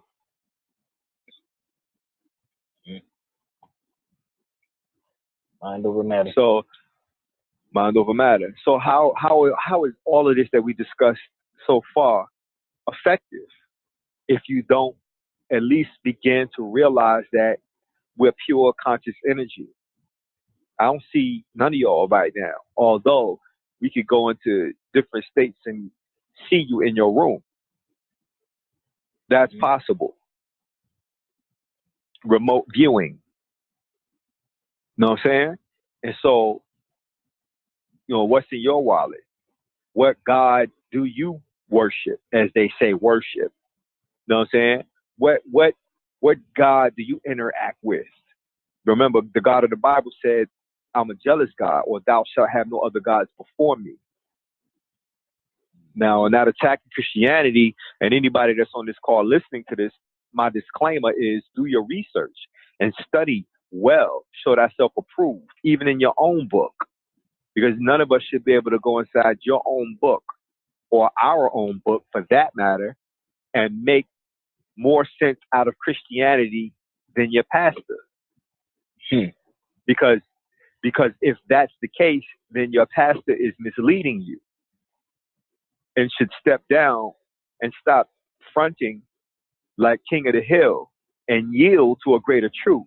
And that greater truth, to do your own research, and a very crucial point to document on this call right now, is Christianity, when it mentions thou shalt not have any other gods before me, right? Or God is the jealous God, would mean that if God is jealous, then that God is lacking something to leave God jealous, when God is omnipotent, omni-knowing, and omnipresent. There's no way that the God that we're supposed to revere should ever be jealous of anything, ever. It doesn't make sense to the definition of what God is supposed to be. Now, when we break that concept down about God in comparison to other gods, then we have to realize that we are mistaking God as the empty void or the space, the emptiness, which is what the real God is. The real God is the meditation state, or the emptiness, or the nothingness, the prime real estate to create the inner vision through creative visualization. That's how you tap into God, as we should be referring to it in its true sense of the word. That's why we're created in the image and after the likeness of God, because God is the void or the nothingness when you created the idea to become a God in that nothingness. Come on. So while we're walking around here talking about God, we don't even fully understand that you engage with God every time you close your eyes. Every time you lay down and your soul lifts up out of its body, it can travel if you direct it, if you know how to. You can send yourself into tomorrow and set up camp for you. Once my family learned that, we've been moving outside of the realm of social engineering. We see from outside the box. We create a reality from our own inner vision. Not to say it doesn't have its challenges, because they blend into each other when you begin to accept the reality that's being projected onto you instead of you projecting your reality into the situation. They're invading your empty space. You take their idea of you into your own meditation, which is your own space. How dare you disrespect your own sacred space that way? But then say you know God. You can't have both. It doesn't even make sense. It doesn't compute. So if somebody's saying you ain't shit, you'll never be shit, but you feel differently, but you never exert that and replace that or rebuke that, then that will take root, take seed, and become your reality because you never contested it. Creative visualization is the gateway to get it to be effective, to get results. We're not spending time on the phone to bullshit each other and soothe each other's ego. This is effective work. Greater, get your shit together. Greater non-denominational fellowship. Get your shit together. The word together is to gather. Gather what? The broken pieces of Osiris that's been scattered. Your mind. Osiris is the mind. Your mind has been scattered into the different roles. So when you come home, right, and you had a peaceful day and your whole self gets shattered, right, then you split your personality from who you were when you came home from your job, and now you became angry and somebody invaded your space. You allowed somebody to push your buttons. They became your God, and so they projected their reality into your world. At that moment, you could have tapped into the allegory of Michael, who is the one who protects the subconscious, who's the warrior. And before Christ comes, Michael comes. Michael means is the allegory that you have to be smart enough to stand against anger so that you don't get possessed by the essence or by the energy, or you don't summon set when you say, I am upset. I am is the precursor to whatever it is that's going to follow it. So when you say, I am upset, you surrender to the emotional energy instead of contesting it as Michael. I'm not interested in fucking sounding deep to y'all niggas for fucking deep sake. This is real shit that even I have to make sure I remember, because anger is a strong energy. When you give into it, you have not effectively approached the allegory that I don't summon Michael, I am Michael. And when I summon Michael or evoke Michael, I'm looking at a deity or an angel outside myself. When that angel is nothing but an angle or perspective of light. And light is knowledge or awareness. And light is life. Remember last week we talked about phonetics and the spelling of words. So L-I-G-H-T, L-A-U-G-H, L-A-U-G-H, laugh, G-H-S-F. Light, L-I-G-H-T, take the T off, life, L-I-G-H or L-I-F-E.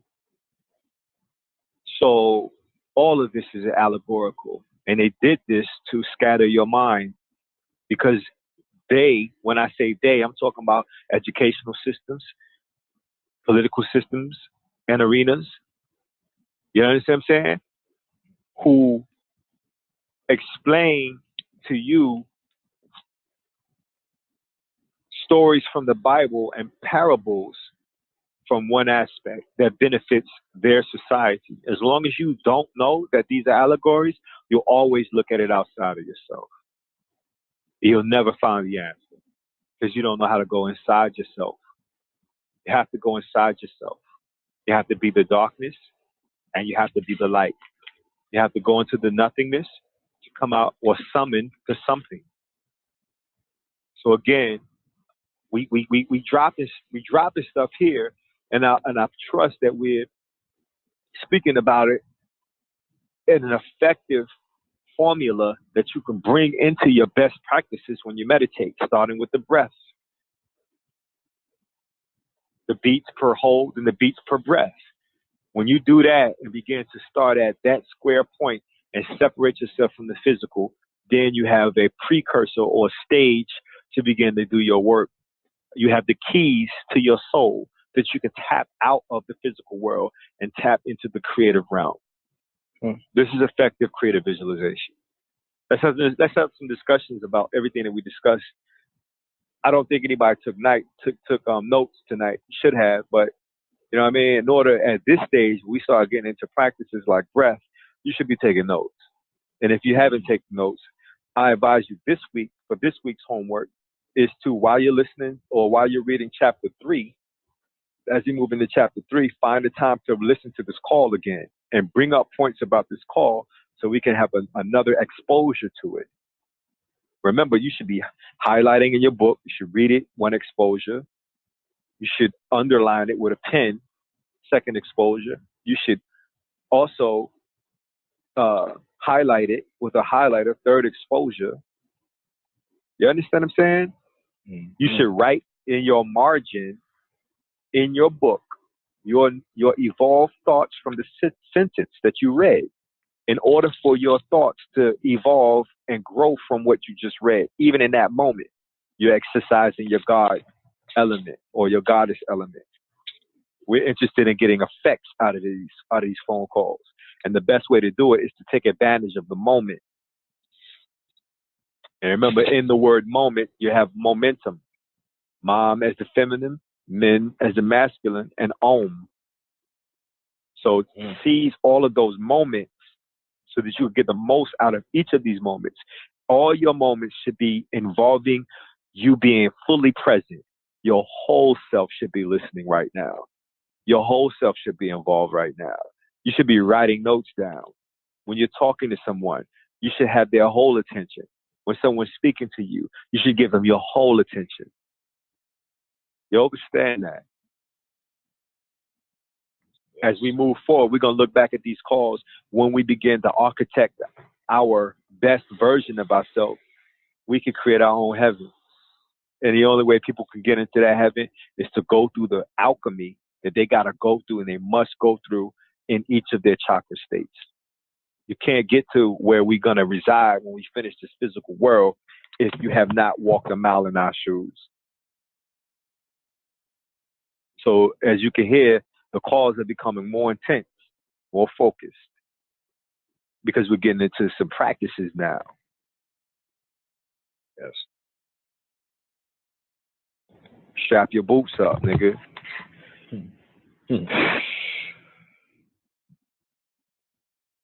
So what we got on some, you know what I'm saying, just to kind of go over some things that we, anything else that we need to discuss, like the checkpoints, you know what I'm saying, chapter 2? Let me see.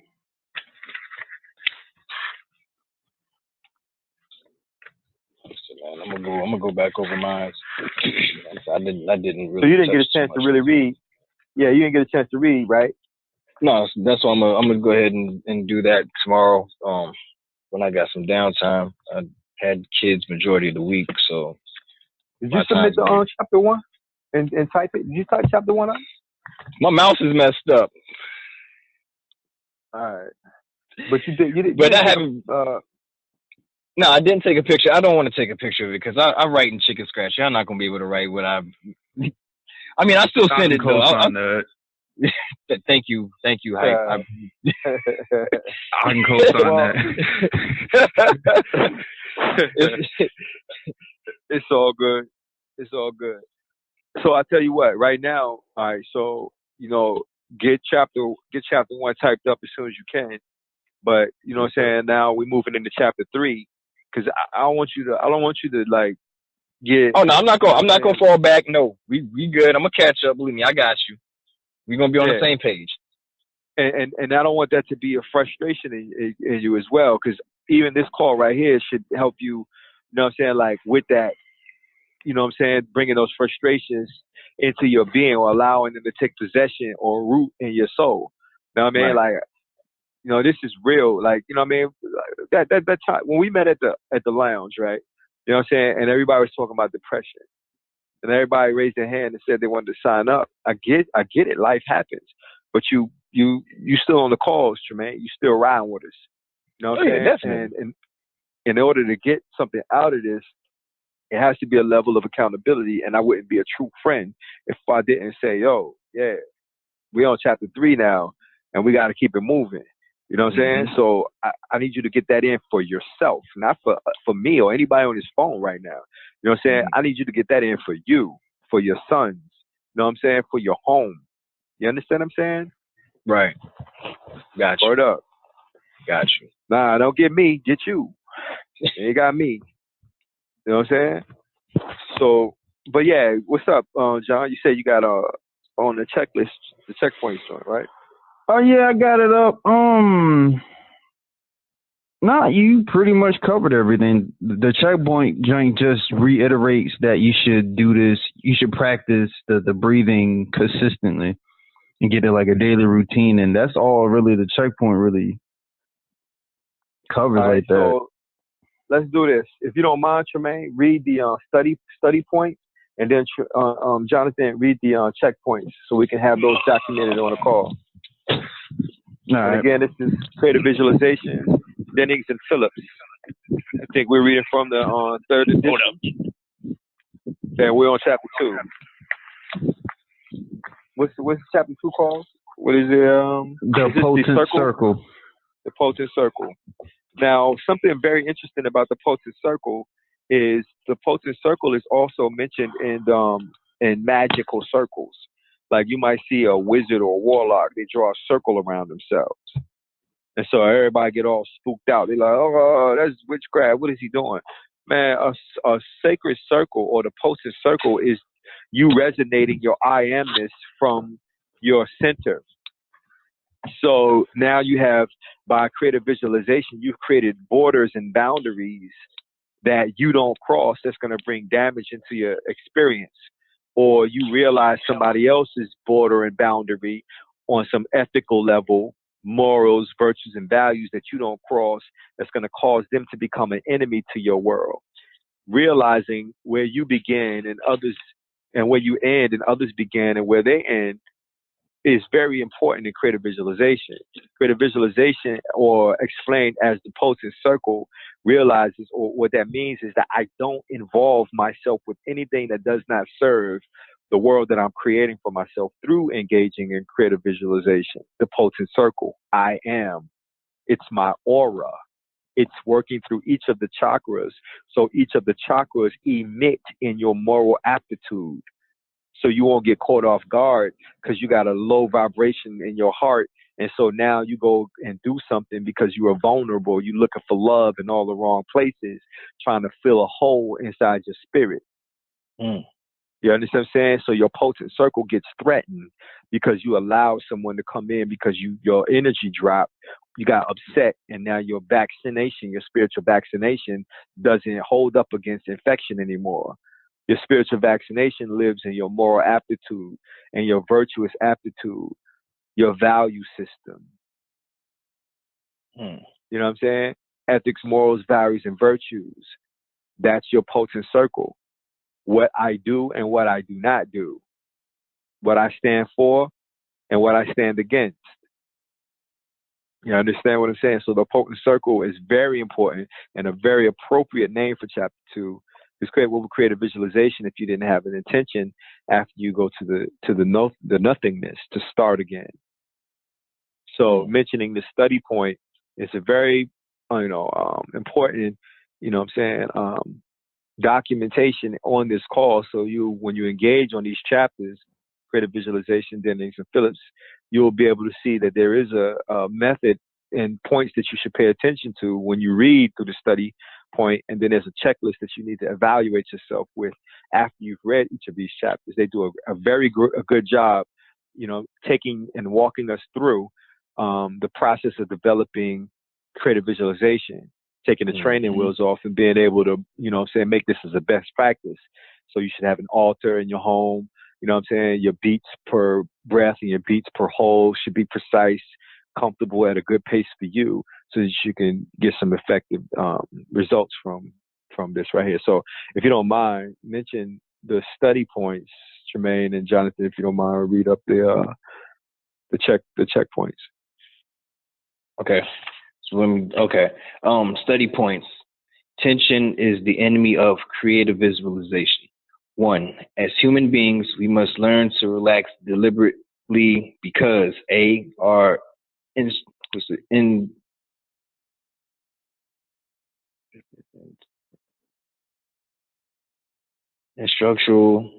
instinctual nature is only partially functioning. Our natural impulses and reactions are inhibited. As a result, tensions are built up through succession of frustrated emotions. 2. Tension is the natural prelude to purposeful actions, but when an action is delayed or inhibited, tension builds up excessively and may be only partially released. Such accumulated tensions lock up energies that are needed for powerful mental action. Wow. 3. A program of physical relaxation should lead to wholeness, producing a true harmony of body and psyche with health, well-being at all levels. And 4, creative relaxation brings positive benefits to every part of the body with the release of tensions and the free flow of energy. The rhythmic breathing can boost energy and direct it as required. The rhythmic breathing should become a lifetime habit. Basically, they're telling you all of the things that threaten your I amness. They're identifying the things that, when they mention, things that hold your energy, that means that, when you came home and you had a situation that made you angry, anger is a result from frustration, especially when you spent all day working, and working is supposed to be an exchange of energy for money, and money is supposed to help create the world.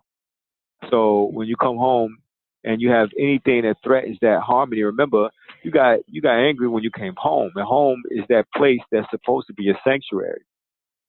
So just like in martial arts, where you see the the ninja, the kung fu, expert, the Bruce Leroy, like he didn't beat Show Enough, until he got the light, and that's a very metaphysical movie, It's in its cheesiness, that's a ill ass metaphysical movie. You know what I'm saying? Because he owned his I amness. That's like the Matrix. Mm-hmm. So when you come home and you allow somebody to steal your energy, they became an energy vampire. They sucked the life force out of you. You know what I'm saying? And now you vexed about it, behind it. So it's that and it, what's up? You just brought a point though about Last Dragon, when that final fight and sure enough was like, who's the master? What did Bruce Leroy say to him? He said, I am. There you go. He said, there I am. Exactly. And then that's when he got the glow. That's when he got the glow. So, but remember, Show Enough is really, honestly, a figment of his imagination. It showed an inadequacy in his confidence. So remember, anything that show up in your life is there to show you where you are inadequate, where you're insecure, where you're operating or vibrating at a low level, and it's there so that you can overcome it. Right. Everything is projected out of, this is a magical, metaphysical experience. You evolve by how many encounters you overcome and master by by the laws of cause and effect. Do I engage with this person and lower my vibration? Because if I interact with this person on some road rage, you know what I'm saying, then I can cause an accident. I could get locked up in jail. You know what I'm saying? I could lose my life. Right. Somebody in my car could lose their life. You understand what I'm saying? So this allows, this actually shows you how to be spiritually mature by mind over matter. Right. We're going to get this, yo. We're going to get this. And after you get this level of performing at a moral, you know what I'm saying, from a moral standpoint, we're going to show you how and why it's important to change your physical status on paper. Because there's no God should be operating under a slave law. It don't match. Right. So creative visualization and those points that you mentioned right there, I think it was point number 3, if I'm not mistaken. It was talking about, you know, freeing up those energies. That's very Chapter 3, or number 3. What did it say? No, that wasn't. I think that was number 2. Read it. Number 2 is tension is the natural prelude to purposeful action, but when the action is delayed or inhibited, tension builds up excessively and may be only partially released. Such accumulated tensions lock up energies that are needed for powerful mental action. I allowed myself to get frustrated when I came home from work so that I could have vibrated on the momentum of having a good day, you know what I'm saying, and created my reality the way I saw it. But I had an inner me project itself in my experience, and I reacted to that inner me, and that reality of that inner me became my reality instead of me owning my energy, owning my future, owning my cause and effect, and move beyond that show enough and became the I am. That's what this is about. So at the end of the day, you're really a psychological warrior. You have to outsmart this world. For people who vibrate on different superficial levels, they should be easy to overcome. And your world will begin to create itself magically. Because you identify when an enemy has projected itself. You may have projected that into your world because you're used to it being there. And by you being used to it being there, or it maybe expecting it, then you ran into it to confirm what you're projecting into your reality as the animator, the director of your movie. So now, how are you God when someone else interfered in your world and jeopardized your God status? You lost that psychological battle.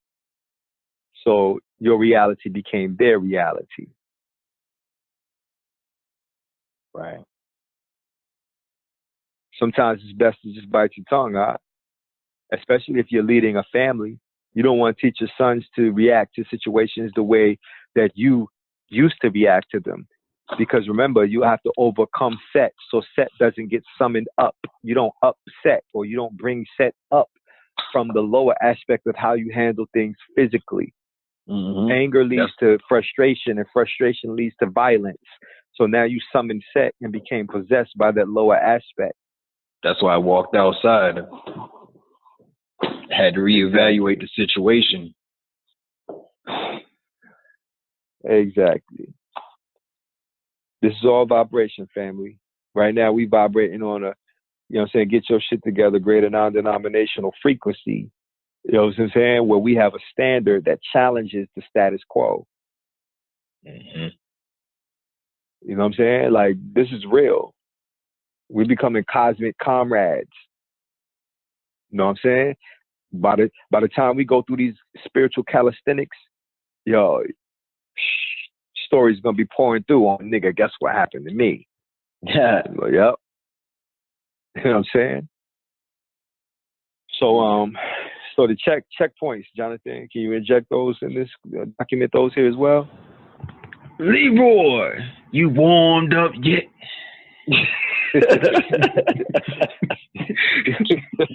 Yo, hey, Leroy.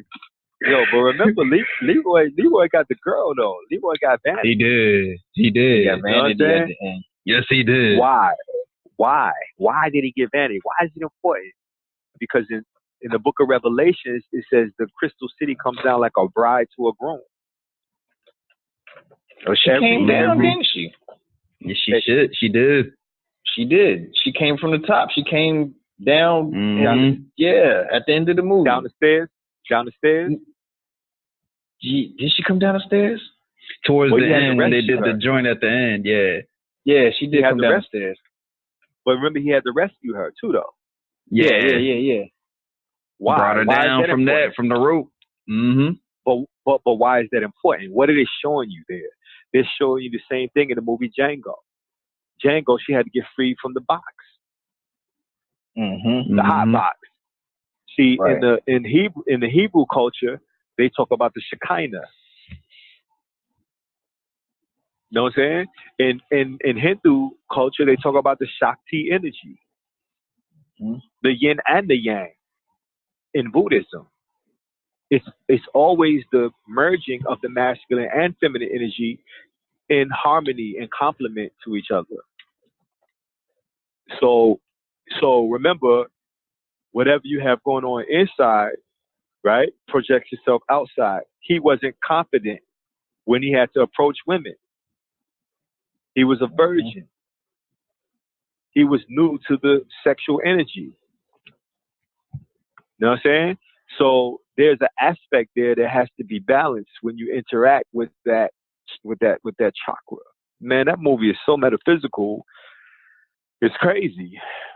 And I'm sure we could watch it over and over again and get new points out of it. I think we should watch it again, you know what I'm saying, in our leisure throughout the week. You know what I'm saying? So you get more idea of how much this is surrounding us, and that we are the ones that are living outside of the reality of what that is. Right. So just like we all project an enemy into our life, he had to find the alchemical marriage of balancing his negative and his positive energy. And negative and positive energy is nothing but masculine and feminine energy. It has nothing to do with gender per se, but it has to do with the energy of how to tap into your intuition, which would help you in a fight. In martial arts, when you go into your breath, right, you're tapping into the feminine energy, the Shekinah or the Chi. That's a feminine aspect because you get birth from that place. And whatever your plan is on how to attack your enemy has to come from a thought realm or a plan so that you can engage in that plan on the planet. You see the correlation? Everything has to do with your mind. And your mind is the marriage between your mind and the execution of your flesh, which is a marriage that it has to be executed according to the way that I planned it. Otherwise, it's going to short circuit and I won't get the fullness out of that experience because it got locked up somewhere. Number 2, study point 2. Know what I'm saying? So yeah, read that checkpoint, yo. This call right here, when you re-listen to this joint, if you don't get no guidance out of this, motherfuckers ain't listening.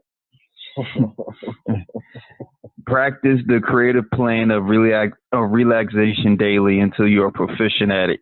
After that, still continue daily if you feel the need it. If you feel you need it, if you are following any procedure given later in this book that calls for it, or just because you enjoy it. If you give up doing it daily, try to make it 3 days a week.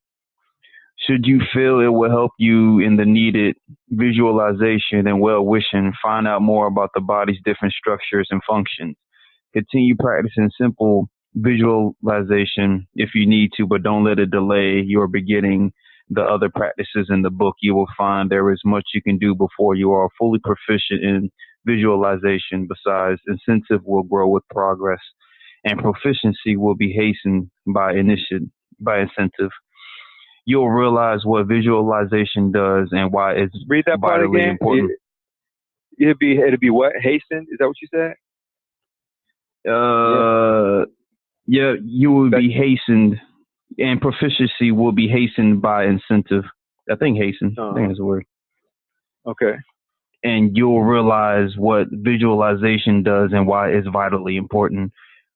Practice rhythmic breathing whenever and wherever you can, but especially when doing visualization, creative relaxation, or any self-development procedure.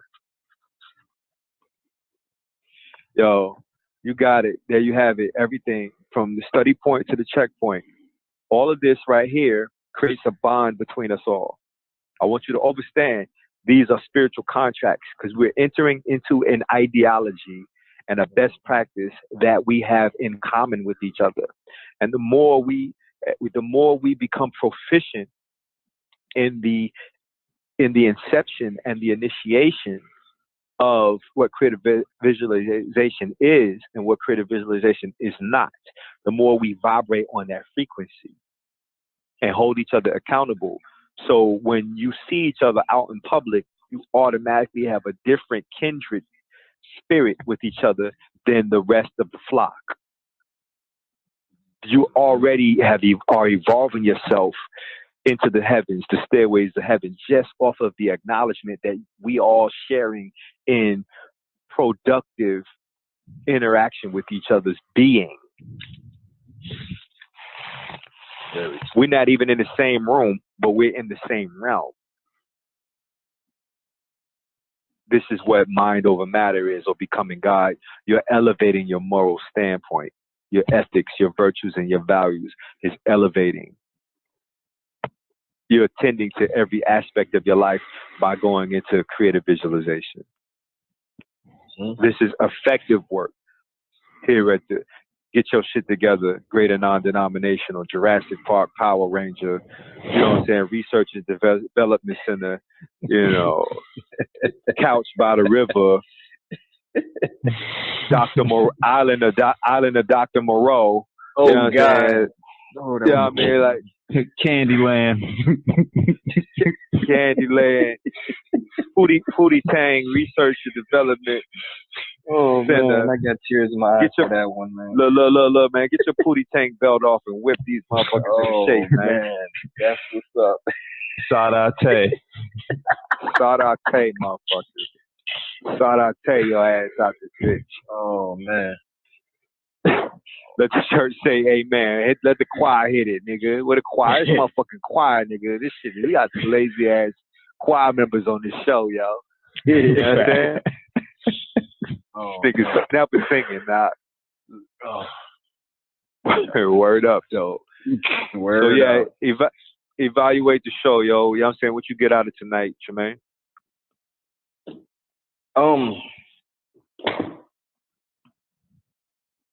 Proper planning prevents poor performance. Wow. That nigga on some tongue twister shit. Facts. Say that shit 12 times fast, nigga. Fuck is that? That shit is alchemy. If you can say that shit 12 times fast, you don't even need creative visualization, nigga. You already tapped into the realm. That's what I was saying. That's what I'm saying. Proper planning prevents poor performance. So yeah, nigga, that shit's a 37 chamber. That nigga just entered a 37 chamber, nigga.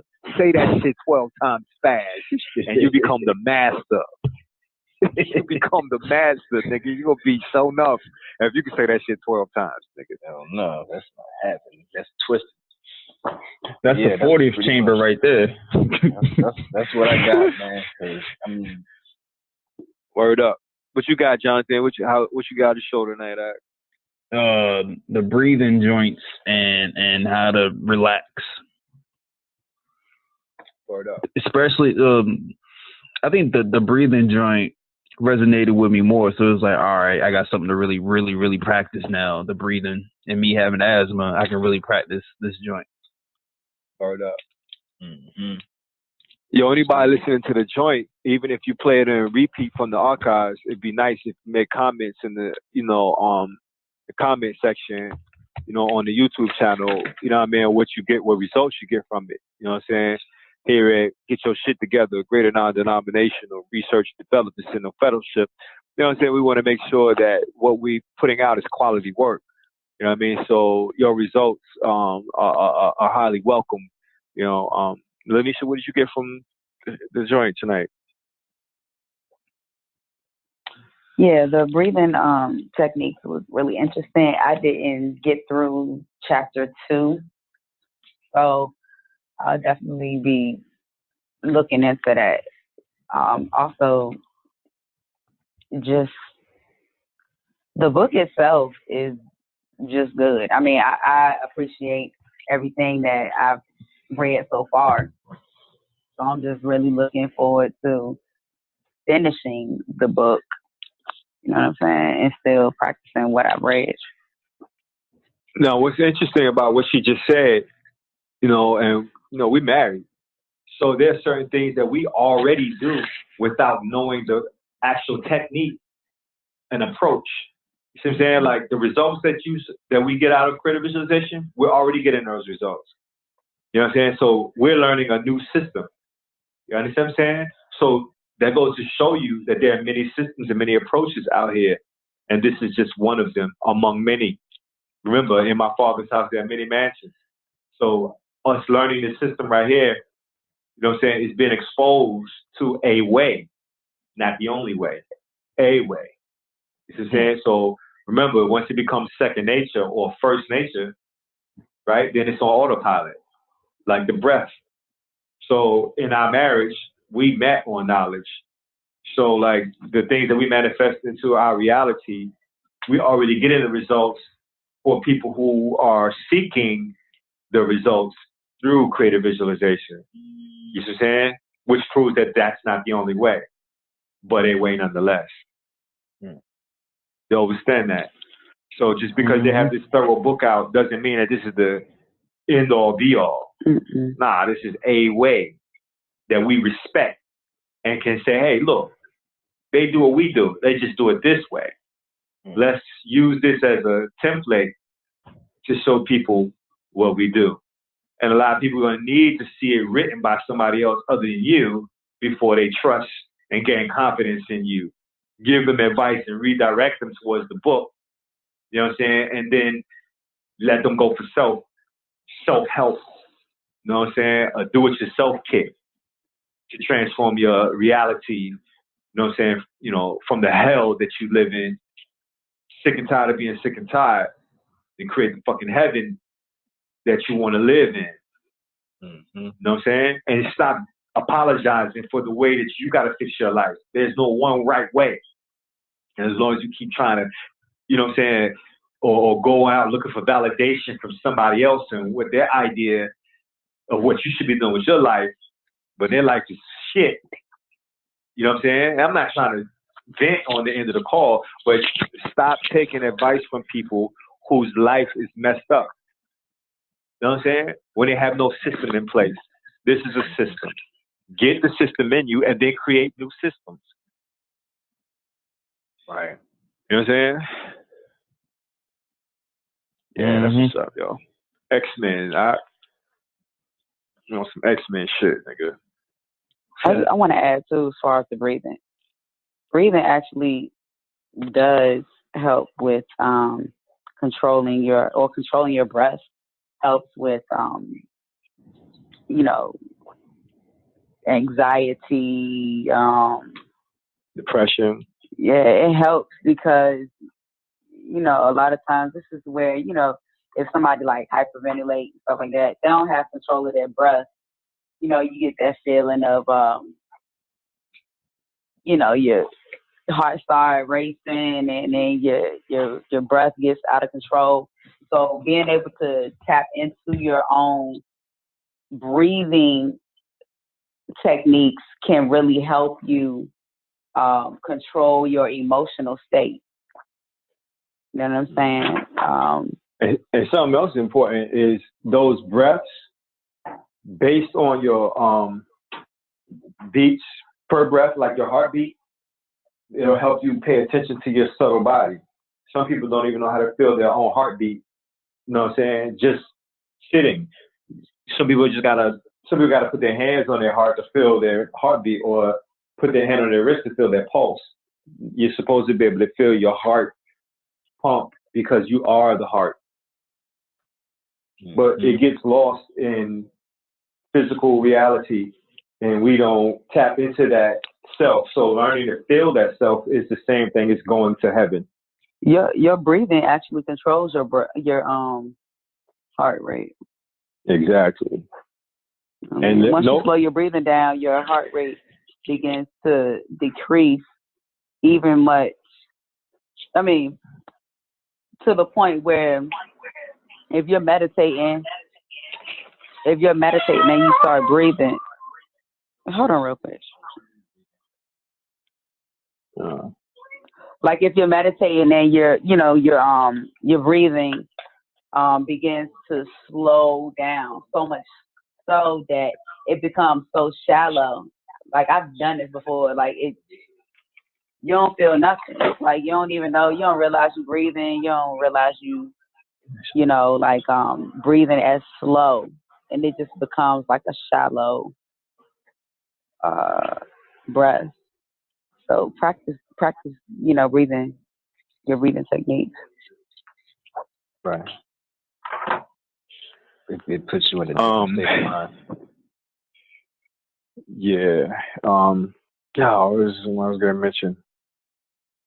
You know what I'm saying? We in our physical state now, dealing with the children, getting them in the bed. Should have been in the bed. You can stop the call now.